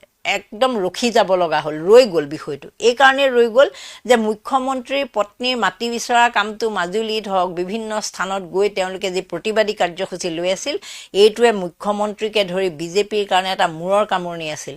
কাৰণ এই বিষয়টো যিমানেই কংগ্ৰেছ দলে বিভিন্ন ধৰণে বিভিন্ন জেগালৈ গৈ প্ৰতিবাদী কাৰ্যসূচী কৰিছে, মাটিৰ আগত মুখ্যমন্ত্ৰীৰ পত্নীৰ সম্পত্তিৰ আগত যি ধৰণৰ প্ৰতিবাদী কাৰ্যসূচী লৈছিল, তাৰ বিৰুদ্ধে মুখ্যমন্ত্ৰীয়ে ইতিমধ্যে উচ্চ ন্যায়ালয়ৰ কাষ চাপিছিল। মুখ্যমন্ত্ৰীয়ে কৈছিল যে আপোনালোকে প্ৰতিবাদ কৰিলে নহ'ব, ইয়াৰ স্পষ্ট প্ৰমাণ লাগিব। এনেকুৱা ধৰণৰ তেওঁলোকে মুখ বন্ধ কৰিছিলেই। সমান্তৰালভাৱে তেওঁলোকে প্ৰচেছনটো, যিটো অভিযান তেওঁলোকে চলাই আছিল, কিন্তু এই অভিযানত ৰখাই দিবলৈ ভূপেন বৰাই কেনেকুৱা এটা গধুৰ দায়িত্ব কান্ধ পাতি ল'লে আপোনালোকে চাওক। যিটো সময়ত তেওঁলোকে এই অভিযানত ব্যস্ত আছিল, যিটো সময়ত প্ৰিয়ংকা গান্ধী তেওঁলোকৰ নেত্ৰী আহিব বুলি তেওঁলোক ব্যস্ত আছিল, যিটো সময়ত বিৰোধী আৰু কংগ্ৰেছৰ মাজত বিৰোধী সৰু দলবিলাক, অজাপই হওক, বাওঁ দলেই হওক, ৰাইজৰ দলেই হওক, এওঁলোকৰ লগত মিত্ৰতা সম্পৰ্কত তেওঁলোকে চৰ্চা কৰিব লাগিছিল, আলোচনাত বহিব লাগিছিল, সেই সময়ত ভূপেন বৰাই এনেকুৱা এটা কাম কৰি দিলে, এনেকুৱা এটা পদক্ষেপ ল'লে, যিটোৱে সকলো কথাতে ফুল ষ্টপ লগাই দিলে। বিৰোধী ঐক্যৰ ক্ষেত্ৰত ফুল ষ্টপ লগাই দিলে। একেটা সময়তে মুখ্যমন্ত্ৰীৰ সম্পত্তি বিচৰা যি অভিযান কংগ্ৰেছে লৈছিল, সেইটোত ফুল ষ্টপ লগাই দিলে। একেটা সময়তে APSCৰ কথাটোত তেওঁলোকৰ যিটো দুখ আছিল, সেইটোত ফুল ষ্টপ লগাই দিলে। একেটা সময়তে এই যে মই SP চিংলা কোম্পানীৰ নিৰ্মাণ কাৰ্যত ফুল ষ্টপ লগাই দিলে। সমান্তৰালভাৱে গৰুখুটি উচ্চতৰ মাধ্যমিক বিদ্যালয়ত সেইদিনাখন পৰীক্ষাৰ সময়ত তেওঁলোকে প্ৰশ্ন কাকত সময়ত গৈ নাপালে, পৰীক্ষা 1.5 ঘণ্টা দেৰিকৈ অনুষ্ঠিত হ'ল, সেই বিষয়ত ফুল ষ্টপ লগাই দিলে। জনজাতিকৰণ যিটো অলপকৈ বিষয়টো কংগ্ৰেছে চৰ্চালৈ আনিছিল, সেই বিষয়টোত ফুল ষ্টপ লগাই দিলে। বিভিন্ন বিষয় তাৰ মানে এই সমগ্ৰ পৰিকল্পনাটো আছিল যে গৌৰৱ গগৈ পাকিস্তানৰ যিটো লিংক আনি আছিল, এই বিষয়টো আমাক যে এটা বছৰ মুখ্যমন্ত্ৰীয়ে ব্যস্ত কৰি ৰাখিছিল। তাৰপিছত যেতিয়া বিগত 10 ফেব্ৰুৱাৰীত সেই বিষয়ে সংবাদমেল দিলে আৰু সেইখন ফৌ হিচাপে পৰিগণিত হ'ল, তাৰপিছত মুখ্যমন্ত্ৰী আচলতে কেন্দ্ৰীয় নেতৃত্বৰ সন্মুখত মুখ খুলিব নোৱাৰা এটা পৰিস্থিতিৰ সৃষ্টি হ'ল। কাৰণ যিটো বিষয়ক লৈ তেওঁ ইমান দিন বিৰোধীক লক্ষ্য হিচাপে লৈ আছিল, কংগ্ৰেছক হতাশগ্ৰস্ত কৰিব বুলি তেওঁ দায়িত্বভাৰ লৈছিল। তেওঁ জনাইছিল কেন্দ্ৰীয় নেতৃত্বক যে এই প্ৰদেশ কংগ্ৰেছৰ সভাপতি গৌৰৱ গগৈক পাকিস্তান লিংকৰ বিষয়টোত এনেধৰণে সাঙুৰি লোৱা হ'ব যে তেওঁ আৰু মুখ উলিয়াব নোৱাৰিব, অসমত ভূমিকম্পৰ সৃষ্টি হ'ব, এনেকুৱা কিছুমান প্ৰতিশ্ৰুতি দিছিল অসমৰ জনতাক, সমান্তৰালভাৱে কেন্দ্ৰীয় নেতৃত্বক। যেতিয়া সেয়া ফৌ এটা ফুটা বেলুন হিচাপে পৰিগণিত হ'ল, তাৰপিছত আচলতে মুখ্যমন্ত্ৰীৰ অস্বস্তিত পৰিল। সেই অস্বস্তিত পৰাৰ কাৰণে তেওঁ যিটো হাথিয়াৰ ব্যৱহাৰ কৰিব পাৰে যে কংগ্ৰেছৰ এগৰাকী শীৰ্ষ নেতাক যদি এই সময়ত বিজেপিলৈ লৈ আহিব পাৰি, তেওঁক যদি প্ৰতিশ্ৰুতি দি আনিব পাৰি, তেনেহ'লে তেওঁ গুচি আহিব, আৰু গুচি আহিলে কংগ্ৰেছ দলৰ চৰ্চাৰ বিষয় হৈ পৰিব সেইটো, আৰু কংগ্ৰেছ দল যথেষ্ট দুৰ্বল হ'ব, বিৰোধী ঐক্যৰ বিষয়টোতো ফুল ষ্টপ লাগিব। সেয়ে মুখ্যমন্ত্ৰীয়ে এই যিটো এই গেম প্লেনটো বনালে, আৰু তাৰ বলিকা বক্ৰা বুলি যে কয় ভূপেন বৰা বনিলে। কাৰণ ইতিমধ্যে তেওঁলোকৰ মাজত সম্পৰ্ক আছিলেই বুলি বহুতে চৰ্চা কৰি আছে। আমি নাজানো তেওঁলোকৰ মাজত সম্পৰ্ক আছিল নে নাই, কিন্তু এতিয়া মুখ্যমন্ত্ৰীৰ যিটো প্ৰতিক্ৰিয়া আৰু ভূপেন বৰাৰ যিখিনি প্ৰতিক্ৰিয়া, তাৰ পৰা এনেকুৱা লাগিছে যে তেওঁলোকৰ সম্পৰ্ক আছিল, কাৰণ তেওঁলোকে ইজনে সিজনৰ লগত যোগাযোগ আছিল। মুখ্যমন্ত্ৰীয়ে আজি ফোন কৰা বুলিও ক'লে যে ভূপেন বৰাইহে মোক তেওঁৰ ঘৰলৈ মাতিছে। কালি ভূপেন বৰাই কৈছিল যে মুখ্যমন্ত্ৰী আহিব খুজিছে, আহক, মই গৌৰৱবোধ কৰোঁ। এনেকুৱা ধৰণৰ তেওঁলোকৰ যি কথোপকথন, তাৰ পৰা আমাৰ এনেকুৱা লাগিছে যে তেওঁলোকৰ কিছু পৰিমাণে সম্পৰ্ক আছিল, আৰু এই সুযোগ মুখ্যমন্ত্ৰীয়ে গ্ৰহণ কৰিলে। গৌৰৱ গগৈ আৰু পাকিস্তানৰ লিংকৰ বিষয়টোত যিটো তেওঁ বিফল হ'ল, যিটোৱে ধামাকা সৃষ্টি কৰিব বুলি ভাবিছিল, সেই বিষয়টো এতিয়া তল পেলাই দিয়া হ'ল, একেবাৰে তল পৰি গ'ল। এইটো সময়ত তেওঁ জিন্তু গগৈকো টানি আনি চাইছিল যে গগৈ এটা পলিটিক্স কৰিব পাৰি নেকি। জিন্তু গগৈক অনাৰ লগে লগে সেইটো বিশেষ গুৰুত্ব নাপালে।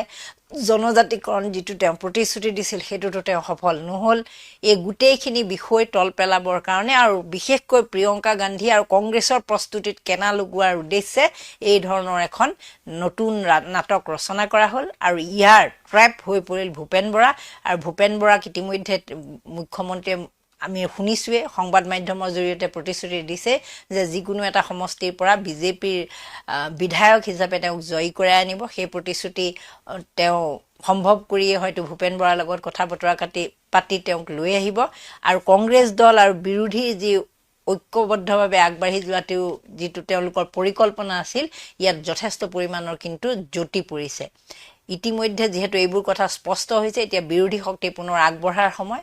আপোনালোকে এই বিষয়ে মন্তব্য দিব। গেৰুৱা হ'ব ভূপেন বৰা। সদ্য কংগ্ৰেছ ত্যাগী ভূপেন বৰা গেৰুৱা বসন পৰিধান কৰিব। কিছু সময় পাছতে মুখ্যমন্ত্ৰী ডক্টৰ হিমন্ত বিশ্ব শৰ্মা আহি উপস্থিত হ'ব ভূপেন বৰাৰ গুৱাহাটীৰ ঘোঁৰামৰাস্থিত বাসগৃহত। কিন্তু আটাইতকৈ লক্ষণীয় বিষয়টো হ'ল গৌৰৱ গগৈক বেয়া পাই বা ৰকিবুল হুছেইনক বেয়া পাই আদৰ্শই সলনি কৰি পেলালে ভূপেন বৰাই। সম্পূৰ্ণ বিপৰীত আদৰ্শত মাত্ৰ কম দিনৰ ব্যৱধানত গুচি গ'ল ভূপেন বৰা। গতিকে ভূপেন বৰাৰ আজি তেওঁ যে বিজেপিত যোগদান কৰিব, সেয়া এক প্ৰকাৰ নিশ্চিত হৈছে। ভূপেন বৰাই পত্ৰত কেইবাটাও তেওঁ বিস্ফোৰক অভিযোগ উত্থাপন কৰিছে। ভূপেন বৰাই তেওঁ মান সন্মানৰ কথা কৈছে, আত্মসন্মানৰ কথা কৈছে, স্বাভিমানৰ কথা কৈছে। পত্ৰখনত যি পত্ৰ AICC লৈ তেওঁ প্ৰেৰণ কৰিছিল, মল্লিকাৰ্জুন খাৰ্গেলৈ যিখন পত্ৰ প্ৰেৰণ কৰিছিল, সেই পত্ৰখনত ভূপেন বৰাই গৌৰৱ গগৈৰ পাকিস্তান লিংক বিষয়টো তেওঁ সেইটো প্ৰশ্নবোধক চিন হিচাপে তেওঁ বৰ্ণনা কৰিছে, উত্থাপন কৰিছে। কিন্তু ভূপেন বৰাই যিবোৰ অভিযোগ উত্থাপন কৰি আছিল, এইবাৰ যি অসম প্ৰদেশ কংগ্ৰেছ কমিটি নহয়, APCCRহে বৰ্তমান চলি আছে। অৰ্থাৎ ৰকিবুল হুছেইনৰ বিৰুদ্ধে ক্ষোভ দেখা পোৱা গৈছে ভূপেন বৰাৰ। ভূপেন বৰাই তেওঁ কৈছে তেওঁ উপযুক্ত সন্মান পোৱা নাই এই দলত, আৰু তেওঁ এনেধৰণে ৰকিবুল হুছেইনৰ বিৰুদ্ধেও তেওঁ অভিযোগ উত্থাপন কৰিছে। তেওঁ গৌৰৱ গগৈৰ পাকিস্তান লিংক সন্দৰ্ভত সেয়া মানুহৰ মাজত যি ধাৰণা বিয়পি আছে সেই কথা তেওঁ স্পষ্টভাৱে পত্ৰখনত উল্লেখ কৰিছে, যিখন পত্ৰ ইতিমধ্যে সংবাদ মাধ্যমৰ হাতত পৰিছে। কিন্তু আটাইতকৈ গুৰুত্বপূৰ্ণ বিষয়টোৱে হ'ল যে ভূপেন বৰা তেওঁ কংগ্ৰেছ ত্যাগ কৰিছে, সেইটো তেওঁৰ ব্যক্তিগত সিদ্ধান্ত। কিন্তু ইমান দিনে ভূপেন বৰাই যিহেতু তেওঁ বিজেপিক গালি পাৰি আছিল, বৰ্তমান ভূপেন বৰাৰ যিটো বাসগৃহ আমি আপোনালোকক দেখুৱাইছো, এই বাসগৃহৰ ওপৰত কেইদিনমান পূৰ্বে GMC গুৱাহাটী পৌৰ নিগমৰ নটিচ আহিছিল, অৰ্থাৎ পৌৰ নিগমৰ হাতুৰি কৰিব লৈছিল এই বাসগৃহত ভূপেন বৰাক। প্ৰশ্ন কেৱল এইখিনিতে মূল প্ৰশ্নটো হ'ল কেৱল গৌৰৱ গগৈক বেয়া পায় বা ৰকিবুল হুছেইনক বেয়া পায়েই ভূপেন বৰাই এই সিদ্ধান্ত লৈছে নেকি, নে ভূপেন বৰাৰ ওপৰত কিবা হেঁচা আছিল? কাৰণ শেহতীয়াভাৱে আমি দেখা পাইছো ভূপেন বৰাই তেওঁ স্পষ্টভাৱে কৈছে তেওঁৰ সম্পৰ্কীয়, তেওঁৰ আত্মীয় স্বজন, তেওঁলোকৰ ওপৰত হেঁচা গৈছিল। তেওঁ পৰিয়ালৰ লোকক ইয়াৰ পৰা লখিমপুৰৰ পৰা বৰাকলৈ স্থানান্তৰিত কৰা হৈছিল, ট্ৰেন্সফাৰ কৰা হৈছিল, বদলীকৰণ কৰা হৈছিল। ভূপেন বৰাই কৈছে যে তেওঁৰ ভাইটিৰ ব্যৱসায় নিঃশেষ কৰি পেলোৱা হৈছিল। ভূপেন বৰাই কৈছে যে তেওঁ এই ঘৰখনৰ ওপৰত GMCৰ চকু পৰিছিল, GMCৰ হাতুৰি কোব পৰিলেহেঁতেন। গতিকে সকলো বিষয় আছে। ভূপেন বৰা যে বিজেপিলৈ যাব সেই কথা বিভিন্ন সময়ত চৰ্চা হৈ আছিল, আৰু অৱশ্যে ভূপেন বৰাই সময়ে সময়ে সেইবোৰ কথা নস্যাৎ কৰি আছিল, আৰু তেওঁৰ বিৰোধীসকলে সেয়া এক অপপ্ৰচাৰ চলোৱা বুলি ভূপেন বৰাই কৈ আছিল। কিন্তু বিৰোধীসকলৰ যি অপপ্ৰচাৰৰ কথা কৈছিল ভূপেন বৰাই, সেই অপপ্ৰচাৰে এতিয়া সত্য প্ৰমাণিত হ'বলৈ গৈছে, অৰ্থাৎ সত্য প্ৰমাণিত হৈছে। ভূপেন বৰাই শেহতীয়াভাৱে যিখিনি সংবাদ মাধ্যমৰ সন্মুখত যিখিনি কথা কৈছে, ইতিমধ্যে মুখ্যমন্ত্ৰী ডক্টৰ হিমন্ত বিশ্ব শৰ্মা আহি পাবহি। আমি আপোনালোকক প্ৰথমতে কিছু দৃশ্য দেখুৱাই ল'ব খুজিছো, ভূপেন বৰাৰ বাসগৃহৰ কিছু দৃশ্য।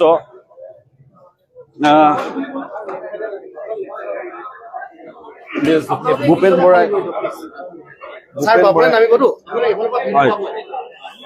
ইতিমধ্যে ভূপেন বৰাৰ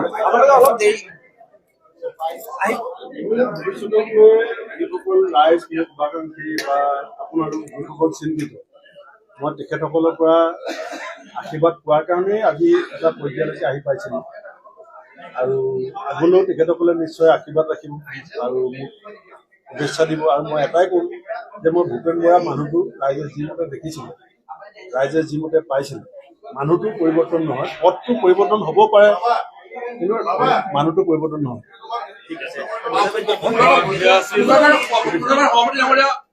কি কৈছা?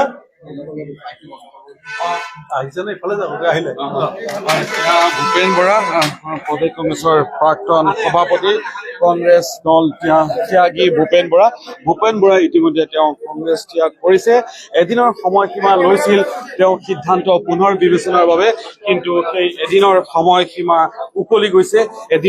কোনো সুদুত্তৰ নাপালে ন ভূপেন দা? আপুনি যিখন পত্ৰ দিছিলে কোনো সুদুত্তৰ পাইছিল নেকি? প্ৰত্যাহাৰ কৰিবৰ কাৰণে কৈছে, কিন্তু পদত্যাগ পত্ৰখনৰ সম্পৰ্কত আলোচনা হোৱা নাই। যিবোৰ কণ্ডিশ্যন দিছিলে আপোনাৰ, কণ্ডিশ্যন নহয়, অভিযোগ দিছিলে, যিবোৰ দিছিলে সেইবোৰ সমাধানৰ কোনো সিদ্ধান্ত লৈছে নে? কোনো নাই লোৱা।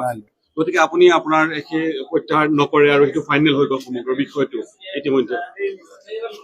আৰু অকণমান দেৰি ৰৈ দিয়ক।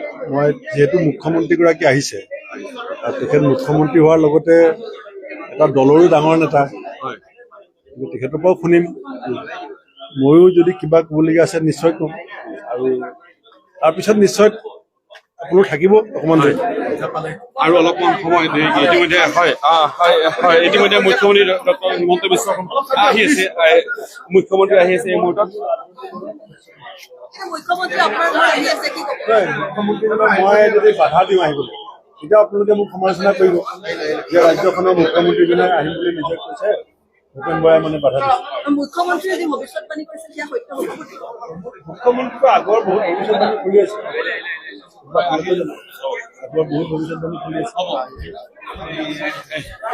ইতিমধ্যে মুখ্যমন্ত্ৰী ডক্টৰ হিমন্ত বিশ্ব শৰ্মা আহি ইয়াতে উপস্থিত হৈছেহি। ভূপেন বৰাৰ বাসগৃহৰ সন্মুখত মুখ্যমন্ত্ৰী ডক্টৰ হিমন্ত বিশ্ব শৰ্মা ইতিমধ্যে উপস্থিত হৈছেহি। মুখ্যমন্ত্ৰী ডক্টৰ হিমন্ত বিশ্ব শৰ্মাক দেখা পোৱা গৈছে। এয়া এক প্ৰকাৰ উখল মাখল পৰিৱেশ দেখা পোৱা গৈছে। কেনেধৰণৰ পৰিৱেশ আমি আপোনালোকক দেখুৱাইছো মুখ্যমন্ত্ৰী ডক্টৰ হিমন্ত বিশ্ব শৰ্মা ইতিমধ্যে আহি উপস্থিত হৈছেহি। কালিয়ে মুখ্যমন্ত্ৰী ডক্টৰ হিমন্ত বিশ্ব শৰ্মাই কৈছিল যে তেওঁ ভূপেন বৰাৰ বাসগৃহত আহিব। মুখ্যমন্ত্ৰী ডক্টৰ হিমন্ত বিশ্ব শৰ্মাই কংগ্ৰেছক চোকা আক্ৰমণ কৰি কৈছিল যে কংগ্ৰেছত কোনো হিন্দু নেতা নাথাকে বুলি তেওঁ কৈছিল মুখ্যমন্ত্ৰী ডক্টৰ হিমন্ত বিশ্ব শৰ্মাই। কিন্তু লক্ষণীয় বিষয়টো হ'ল ৰাজনীতিত সকলো সম্ভৱ। দুদিন পূৰ্বে ৰাজনীতিত সকলো সম্ভৱ। দুদিন পূৰ্বে ভূপেন বৰা আৰু মুখ্যমন্ত্ৰী ডক্টৰ হিমন্ত বিশ্ব শৰ্মাৰ মাজত মুখ্যমন্ত্ৰী ডক্টৰ হিমন্ত বিশ্ব শৰ্মাৰ মাজত সংঘাত আছিল দেখা পোৱা গৈছে। আৰু এই মুহূৰ্তত দেখা পোৱা গৈছে যে মুখ্যমন্ত্ৰী ডক্টৰ হিমন্ত বিশ্ব শৰ্মা ইতিমধ্যে আহি উপস্থিত হৈছেহি আৰু প্ৰথম মহলালৈ গৈ আছে। ভূপেন বৰাই আদৰি লৈ গৈছে মুখ্যমন্ত্ৰী ডক্টৰ হিমন্ত বিশ্ব শৰ্মাক আদৰি লৈ গৈছে তেওঁ বাসগৃহলৈ। আৰু ইতিমধ্যে আমি দেখুৱাইছো ভূপেন বৰাই কৈছে কিছু সময় আৰু অপেক্ষা কৰিব লাগিব। আৰু কিছু সময়ৰ পাছতে ভূপেন বৰাই তেওঁৰ চূড়ান্ত সিদ্ধান্ত দিব বুলি তেওঁ সংবাদ মাধ্যমৰ সন্মুখত তেওঁ উল্লেখ কৰিছে। এই মুহূৰ্তৰ এক আটাইতকৈ ডাঙৰ ৰাজনৈতিক খবৰ, এয়া এক নজিৰবিহীন ঘটনা বুলিও ক'ব লাগিব। কংগ্ৰেছৰ পৰা পদত্যাগ কৰাৰ লগে লগে বিজেপিত আনুষ্ঠানিকভাৱে কোনো যোগদান নকৰাকৈয়ে ইতিমধ্যে দেখা পোৱা গৈছে যে মুখ্যমন্ত্ৰী ডক্টৰ হিমন্ত বিশ্ব শৰ্মা আহি উপস্থিত হৈছেহি ভূপেন বৰাৰ বাসগৃহত আহি উপস্থিত হৈছেহি।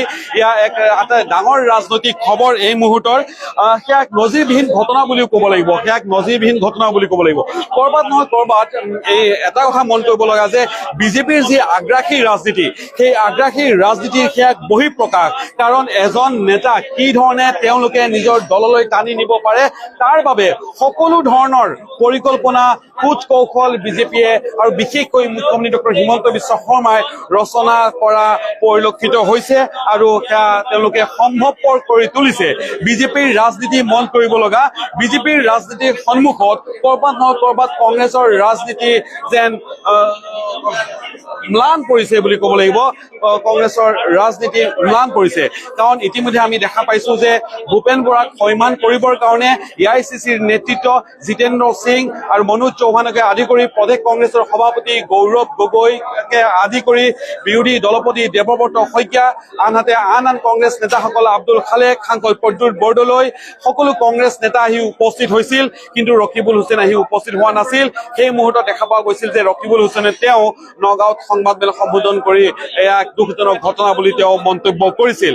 এক ডাঙৰ ৰাজনৈতিক খবৰ এই মুহূৰ্তত যে ভূপেন বৰাই কংগ্ৰেছ ত্যাগ কৰাৰ পাছতে ভূপেন বৰাৰ সেই বিস্ফোৰক পত্ৰ AICCলৈ প্ৰেৰণ কৰাৰ পাছতে মুখ্যমন্ত্ৰী ডক্টৰ হিমন্ত বিশ্ব শৰ্মাই কালিয়ে তেওঁ ঘোষণা কৰিছিল যে তেওঁ ভূপেন বৰাৰ বাসগৃহলৈ আহিব আৰু সেইমতে এই মুহূৰ্তত আহি উপস্থিত হৈছেহি ভূপেন বৰা বাসগৃহত আহি উপস্থিত হৈছেহি ভূপেন বৰাৰ বাসগৃহত মুখ্যমন্ত্ৰী ডক্টৰ হিমন্ত বিশ্ব শৰ্মা। এক ডাঙৰ ৰাজনৈতিক খবৰ 2024 এই বিধানসভা নিৰ্বাচনৰ পূৰ্বে এয়া কংগ্ৰেছৰ বাবে এক মুখ্যম আঘাত হ'ব পাৰে নেকি, সেয়া কিন্তু নিশ্চয়কৈ পৰৱৰ্তী সময়ত লক্ষণীয় হ'ব। কিন্তু আটাইতকৈ ডাঙৰ ৰাজনৈতিক খবৰ সেইটোৱেই, কিছুদিন পূৰ্বেই কংগ্ৰেছৰ সভাপতি পদৰ পৰা আঁতৰোৱা ভূপেন বৰাই ইতিমধ্যে তেওঁ কংগ্ৰেছ ত্যাগ কৰিছে। তেওঁ ইতিমধ্যে দি ক্ৰছ কাৰেণ্টক জনাইছে যে তেওঁ প্ৰত্যাহাৰ যিখন পত্ৰ লিখিছিল, পদত্যাগ পত্ৰ লিখিছিল, সেই পদত্যাগ পত্ৰ তেওঁ সুদুত্তৰ পোৱা নাই। তাত তেওঁ কেইবাটাও অভিযোগ আনিছিল। সেই অভিযোগ সন্দৰ্ভত AICCয়ে কোনো ধৰণৰ ৰিপ্লাই কৰা নাই। AICC কেৱল তেওঁক জনাইছে, তেওঁক থাকিবৰ কাৰণে আহ্বান জনাইছে। কিন্তু ভূপেন বৰা নাচুৰবান্দা তেওঁ সেই অভিযোগসমূহৰ কোনো সিদ্ধান্ত নাপালে, সুদুত্তৰ নাপালে। তেওঁ ভূপেন বৰা নাথাকে কংগ্ৰেছত, সেয়া এক প্ৰকাৰ নিশ্চিত। ভূপেন বৰাই আনুষ্ঠানিকভাৱে একো কোৱা নাই, কিন্তু তাৎপৰ্যপূৰ্ণ মন্তব্য কৰিছে। আৰু শেহতীয়া দুদিনৰ পৰা আমি দেখা পাইছো মুখ্যমন্ত্ৰী ডক্টৰ হিমন্ত বিশ্ব শৰ্মাক এক প্ৰকাৰ প্ৰশংসাৰে উপচাই পেলাইছে ভূপেন বৰা। ৰাজনীতিত সকলো সম্ভৱ। আমি আপোনালোকক জনাই আছো ৰাজনীতিৰ ওপৰত এতিয়া সকলো সম্ভৱ। দুদিন আগলৈকে ভূপেন বৰা আৰু মুখ্যমন্ত্ৰী ডক্টৰ হিমন্ত বিশ্ব শৰ্মাৰ মাজত সংঘাতে তীব্ৰ ৰূপ ধাৰণ কৰিছিল। ভূপেন বৰাই বিজেপিক চোকা আক্ৰমণৰ লক্ষ্য কৰি লৈছিল, মুখ্যমন্ত্ৰীক সমালোচনা কৰিছিল, বিজেপিৰ সাম্প্ৰদায়িক ৰাজনীতিক চোকা সমালোচনা কৰিছিল। আনকি দেখা পোৱা গৈছে ভূপেন বৰাই কৈছিল যে তেওঁ বিজেপিক সমালোচনা কৰাৰ বাবে তেওঁৰ এই ঘৰখনত, যি ঘৰত আমি উপস্থিত আছো, তাতে গুৱাহাটী পৌৰ নিগমৰ হাতুৰিৰ কোব ইয়াতে কৰিবলৈ লৈছিল। অৰ্থাৎ গুৱাহাটী পৌৰ নিগমে নটিচ জাৰি কৰিছিল, ইয়াতে অবৈধ নিৰ্মাণৰ কথা উল্লেখ কৰা হৈছিল। কিন্তু আৰু তাৰ সমান্তৰালভাৱে ভূপেন বৰাই অভিযোগ আনিছিল যে তেওঁ পৰিয়ালৰ লোকসকলক, যিসকলে চাকৰি কৰে, যিসকলে ব্যৱসায় কৰে, যিসকলে চাকৰি কৰে তেওঁলোকক বদলীকৰণ কৰা হৈছে, ইয়াৰ পৰা বৰাকলৈ পঠিয়াই দিয়া হৈছে, তেওঁ ঘৰৰ ওপৰত হেঁচা প্ৰয়োগ কৰা হৈছিল। লগতে তেওঁৰ ভাইটি এজনে ব্যৱসায় কৰে, সেই ভাইটিজনৰ ব্যৱসায় সম্পূৰ্ণৰূপে বন্ধ কৰি দিয়া হৈছিল বুলি ভূপেন বৰাই অভিযোগ আনিছিল। আৰু এতিয়া সকলো উলট পালট, সম্পূৰ্ণৰূপে বিপৰীত। ভূপেন বৰাই অভিযোগ কৰিছে যে এতিয়া APCC নহয়, APCCR অৰ্থাৎ ৰকিবুল হুছেইনক কটাক্ষ কৰি ভূপেন বৰাই আৰু গৌৰৱ গগৈক কটাক্ষ কৰি ভূপেন বৰাই তেওঁ কংগ্ৰেছ দল ত্যাগ কৰে। কিন্তু আটাইতকৈ ডাঙৰ কথাটো হ'ল তেওঁ কংগ্ৰেছ ত্যাগ কৰাৰ সমান্তৰালভাৱে সম্পূৰ্ণ বিপৰীত মেৰুত থকা এটা ৰাজনৈতিক দলত যোগদান কৰাৰ যোজা চলিছে। অৰ্থাৎ সম্পূৰ্ণ বিপৰীত আদৰ্শৰ ৰাজনৈতিক দলত ইতিমধ্যে যোগদান কৰিব ভূপেন বৰাই। সেয়া কিন্তু এই মুহূৰ্তৰ এক আটাইতকৈ ডাঙৰ আৰু তাৎপৰ্যপূৰ্ণ খবৰ। ইতিমধ্যে মুখ্যমন্ত্ৰী ডক্টৰ হিমন্ত বিশ্ব শৰ্মা আহি উপস্থিত হৈছেহি। মই কিছু দৃশ্য দেখুৱাম, আপোনালোকক ভূপেন বৰাৰ বাসগৃহৰ বাহিৰতো বহু লোকৰ ভিৰ। ইতিমধ্যে ভূপেন বৰাৰ বাসগৃহৰ বাহিৰতো যথেষ্ট ভিৰ আমি আপোনালোকক দেখুৱাই আছো এই মুহূৰ্তত। এয়া হ'ল ভূপেন বৰাৰ ঘোঁৰামাৰীস্থিত বাসগৃহ, য'ত যথেষ্ট ভিৰ দেখা পোৱা গৈছে। বহু লোক আহিছে মুখ্যমন্ত্ৰীক চাবলৈ, বহু লোকে ইয়াতে আহি ভিৰ কৰিছেহি। গৌৰৱ,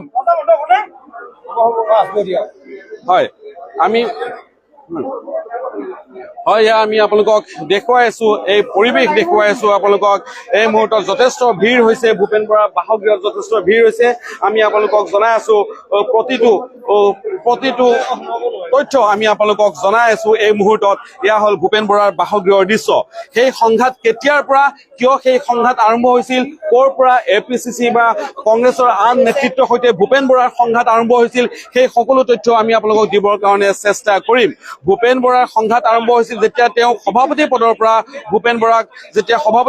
ভূপেন বৰাক আঁতৰোৱা হৈছিল, তেতিয়াই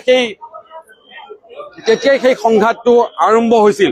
ভূপেন বৰাই সভাপতি পদ ত্যাগ কৰিব বিচৰা নাছিল। 2021 বিধানসভা নিৰ্বাচনৰ পাছত ভূপেন বৰাক সভাপতিৰ দায়িত্ব দিয়া হৈছিল। আৰু ভূপেন বৰাক সভাপতিৰ দায়িত্ব দিয়াৰ পাছত ভূপেন বৰাই তেওঁ কেইবাটাও ডাঙৰ সিদ্ধান্ত লৈছিল। আৰু তাৰে ভিতৰত এটা ডাঙৰ সিদ্ধান্ত আছিল ভূপেন বৰাৰ মতে, সেয়া হ'ল AIUDFৰ সৈতে যি মিত্ৰতা ছেট কৰাৰ সিদ্ধান্ত লৈছিল ভূপেন বৰাই। অৱশ্যে ভূপেন বৰাই লোৱা সেই সিদ্ধান্ত এতিয়াও দেখা পোৱা গৈছে যে সেয়া অটল আছে অৱশ্যে কংগ্ৰেছৰ মাজত। কিন্তু ভূপেন বৰাই এই বিষয়ক লৈও পদে কংগ্ৰেছক যথেষ্ট চোকা সমালোচনা কৰি আছে। আমি আপোনালোকক এই মুহূৰ্তত কিছু দৃশ্য দেখুৱাম। এক ধৰণৰ ৰাজনৈতিক যি বাতাবৰণ, উলট পালট হৈ যোৱা এক বাতাবৰণ, অসমৰ ৰাজনীতিত এক সলকনিৰ সৃষ্টি হোৱা পৰিলক্ষিত হৈছে। এয়া আমি আপোনালোকক দেখুৱাই আছো ভূপেন বৰাৰ বাসগৃহৰ পৰা সকলো দৃশ্য আমি আপোনালোকক দেখুৱাই আছো। ভূপেন বৰাৰ ঘৰত মুখ্যমন্ত্ৰী ডক্টৰ হিমন্ত বিশ্ব শৰ্মা আহি উপস্থিত হৈছে। মুখ্যমন্ত্ৰী ডক্টৰ হিমন্ত বিশ্ব শৰ্মাৰ সৈতে এতিয়া কি সিদ্ধান্ত লোৱা হয়, ভূপেন বৰাই কি সিদ্ধান্ত লয়, সেয়া কিন্তু আৰু কিছু সময় পাছতে সেয়া কিন্তু আমি আপোনালোকক জনাব পাৰিম আনুষ্ঠানিকতা। কিন্তু এই মুহূৰ্তলৈ সেয়া চূড়ান্ত হৈ গ'ল, বিজেপিলৈ যোৱাৰ কথা চূড়ান্ত হৈ গ'ল। ভূপেন বৰাই আনুষ্ঠানিকভাৱে নকলেও তেওঁ আকাৰে ইংগিতে সেয়া তেওঁ কৈ পেলাইছে যে তেওঁ বিজেপিলৈ যাব। তেওঁক ৰাজ্য দলৰ সভাপতি অখিল গগৈয়েও আমন্ত্ৰণ কৰিছিল যে ৰাজ্য দললৈ আহিলে আনকি তেওঁ সভাপতি পদ দিবলৈও সাজু আছে। ভূপেন বৰাৰ এই দল ত্যাগে কংগ্ৰেছক কিবা ক্ষতি কৰিব নে নাই সেয়া কিন্তু নিশ্চয়কৈ পৰৱৰ্তী সময়ত লক্ষণীয় হ'ব। কিন্তু ভূপেন বৰাৰ কংগ্ৰেছ ত্যাগক লৈ ৰাজ্যজুৰি এক ব্যাপক চৰ্চা আৰম্ভ হৈছে। ৰাজনৈতিক মহলত যথেষ্ট খলকনিৰ সৃষ্টি হৈছে। এক প্ৰকাৰ অসমৰ ৰাজনীতিত ধুমুহাৰ সৃষ্টি হৈছে বুলিও ক'লেও ভুল নহ'ব। আমি আপোনালোকক সকলো তথ্য জনাই থাকিম। দি ক্ৰছ কাৰেণ্টৰ দৰ্শকক আমি সকলো তথ্য জনাবৰ কাৰণে চেষ্টা কৰিম। আৰু ভূপেন বৰাৰ সৈতে সাক্ষাতৰ পাছত মুখ্যমন্ত্ৰী ডক্টৰ হিমন্ত বিশ্ব শৰ্মা তেওঁ নামি আহিব। ইতিমধ্যে সাজু কৰি ৰখা হৈছে। আমি আপোনালোকক জনাম, সংবাদ মাধ্যমক সম্বোধন কৰিব। আমি আপোনালোকৰ প্ৰতিটো দৃশ্য দেখুৱাবৰ কাৰণে চেষ্টা কৰিম। এয়া আপোনালোকে দেখা পাইছে ৰাজ্যৰ প্ৰতিটো সংবাদ গোষ্ঠীৰ সাংবাদিকসকল আহি ইতিমধ্যে উপস্থিত হৈছে আৰু ইতিমধ্যে দেখা পোৱা গৈছে ব্যাপক আয়োজন অৰ্থাৎ সংবাদমেল সম্বোধন কৰিব মুখ্যমন্ত্ৰী আৰু ভূপেন বৰাই একেলগে সংবাদমেল সম্বোধন কৰিব নে কেৱল ভূপেন বৰাই কৰিব বা মুখ্যমন্ত্ৰীয়ে এই সমগ্ৰ বিষয়ত কি মন্তব্য কৰিব সেই সকলো তথ্য আমি কিছু সময় অপেক্ষা কৰিব লাগিব আপোনালোক দি ক্ৰছ কাৰেণ্টৰ সৈতে কিছু সময় থাকিব লাগিব প্ৰতিটো খবৰ পুংখানুপুংখৰূপে আৰু সঠিক ৰূপত আমি আপোনালোকক দিবৰ কাৰণে চেষ্টা কৰিম কাৰণ দেখা পোৱা গৈছে যে ভূপেন বৰাৰ এই পদত্যাগে ৰাজ্যৰ ৰাজনীতিত এক প্ৰকাৰ খলকনিৰ সৃষ্টি হৈছে খলকনি তুলিছে আমি কিছু দৃশ্য দেখুৱাম পৰিৱেশ দেখুৱাবৰ কাৰণে আমি আপোনালোকক পৰিৱেশ দেখুৱাই আছো কেনেধৰণে এক ধৰণৰ পৰিৱেশ বাহিৰৰ পৰিৱেশো আমি আপোনালোকক দেখুৱাবৰ কাৰণে চেষ্টা কৰিম বাহিৰত কেনেধৰণৰ পৰিৱেশ ভূপেন বৰাৰ বাসগৃহৰ বাহিৰতো দেখা পোৱা গৈছে শ লোকৰ ভিৰ দেখা পোৱা গৈছে এয়া আমি আপোনালোকক দেখুৱাই আছো ভূপেন বৰাৰ ঘৰৰ বাহিৰৰ পৰিৱেশ আৰু এয়া আপোনালোকে দেখা পাইছে ভূপেন বৰাৰ ঘৰৰ বাহিৰৰ পৰিৱেশ শ লোকে আহি ভিৰ কৰিছেহি সকলোৰ উৎসুকতা যে ভূপেন বৰাৰ চূড়ান্ত সিদ্ধান্ত কি হয় মুখ্যমন্ত্ৰী ডক্টৰ হিমন্ত বিশ্ব শৰ্মাই হঠাতে আহি অৰ্থাৎ তেওঁ ঘোষণা কৰা মতে তেওঁ আহি আজি যিহেতু উপস্থিত হৈছে ভূপেন বৰাৰ বাসগৃহত গতিকে সেয়া এক ডাঙৰ ৰাজনৈতিক খবৰ ভূপেন বৰাৰ কংগ্ৰেছৰ সৈতে যি সংঘাত আৰম্ভ হৈছিল সেই সংঘাত সভাপতি পদ যোৱাৰ পাছৰ পৰাই সেই সংঘাত আৰম্ভ হৈছিল ভূপেন বৰা সভাপতি পদ ত্যাগ কৰিব খোজা নাছিল সেই মুহূৰ্ততো বিতৰ্কৰ সূচনা হৈছিল কোন হ'ব প্ৰদেশ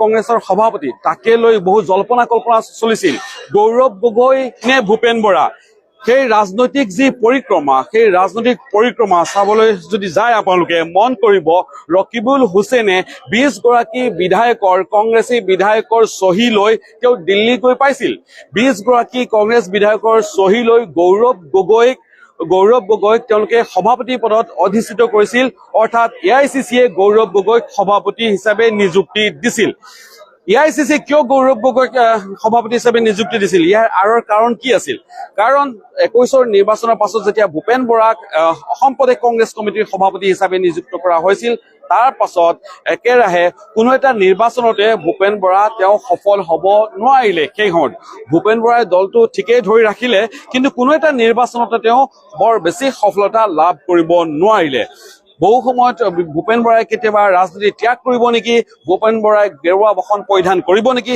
তাকে লৈ বিকল্প জল্পনা কল্পনা চলি আছিল ভূপেন বৰাৰ সৈতে বিভিন্ন সময়ত বিজেপিৰ ঘনিষ্ঠতাক লৈ পেলাই বিতৰ্কৰ সূচনা হৈছিল আৰু ভূপেন বৰাৰ যিসকল উপদেষ্টা আছিল সেই উপদেষ্টাসকলক লৈ বিতৰ্কৰ সূচনা হৈছিল যিসকলে ভূপেন বৰাক যিসকল আছিল তেওঁলোকৰ ক'ৰবাত নহয় ক'ৰবাত লিংক বিজেপিৰ সৈতে আছিল তাকে লৈও ইতিমধ্যে সেই বিষয়টো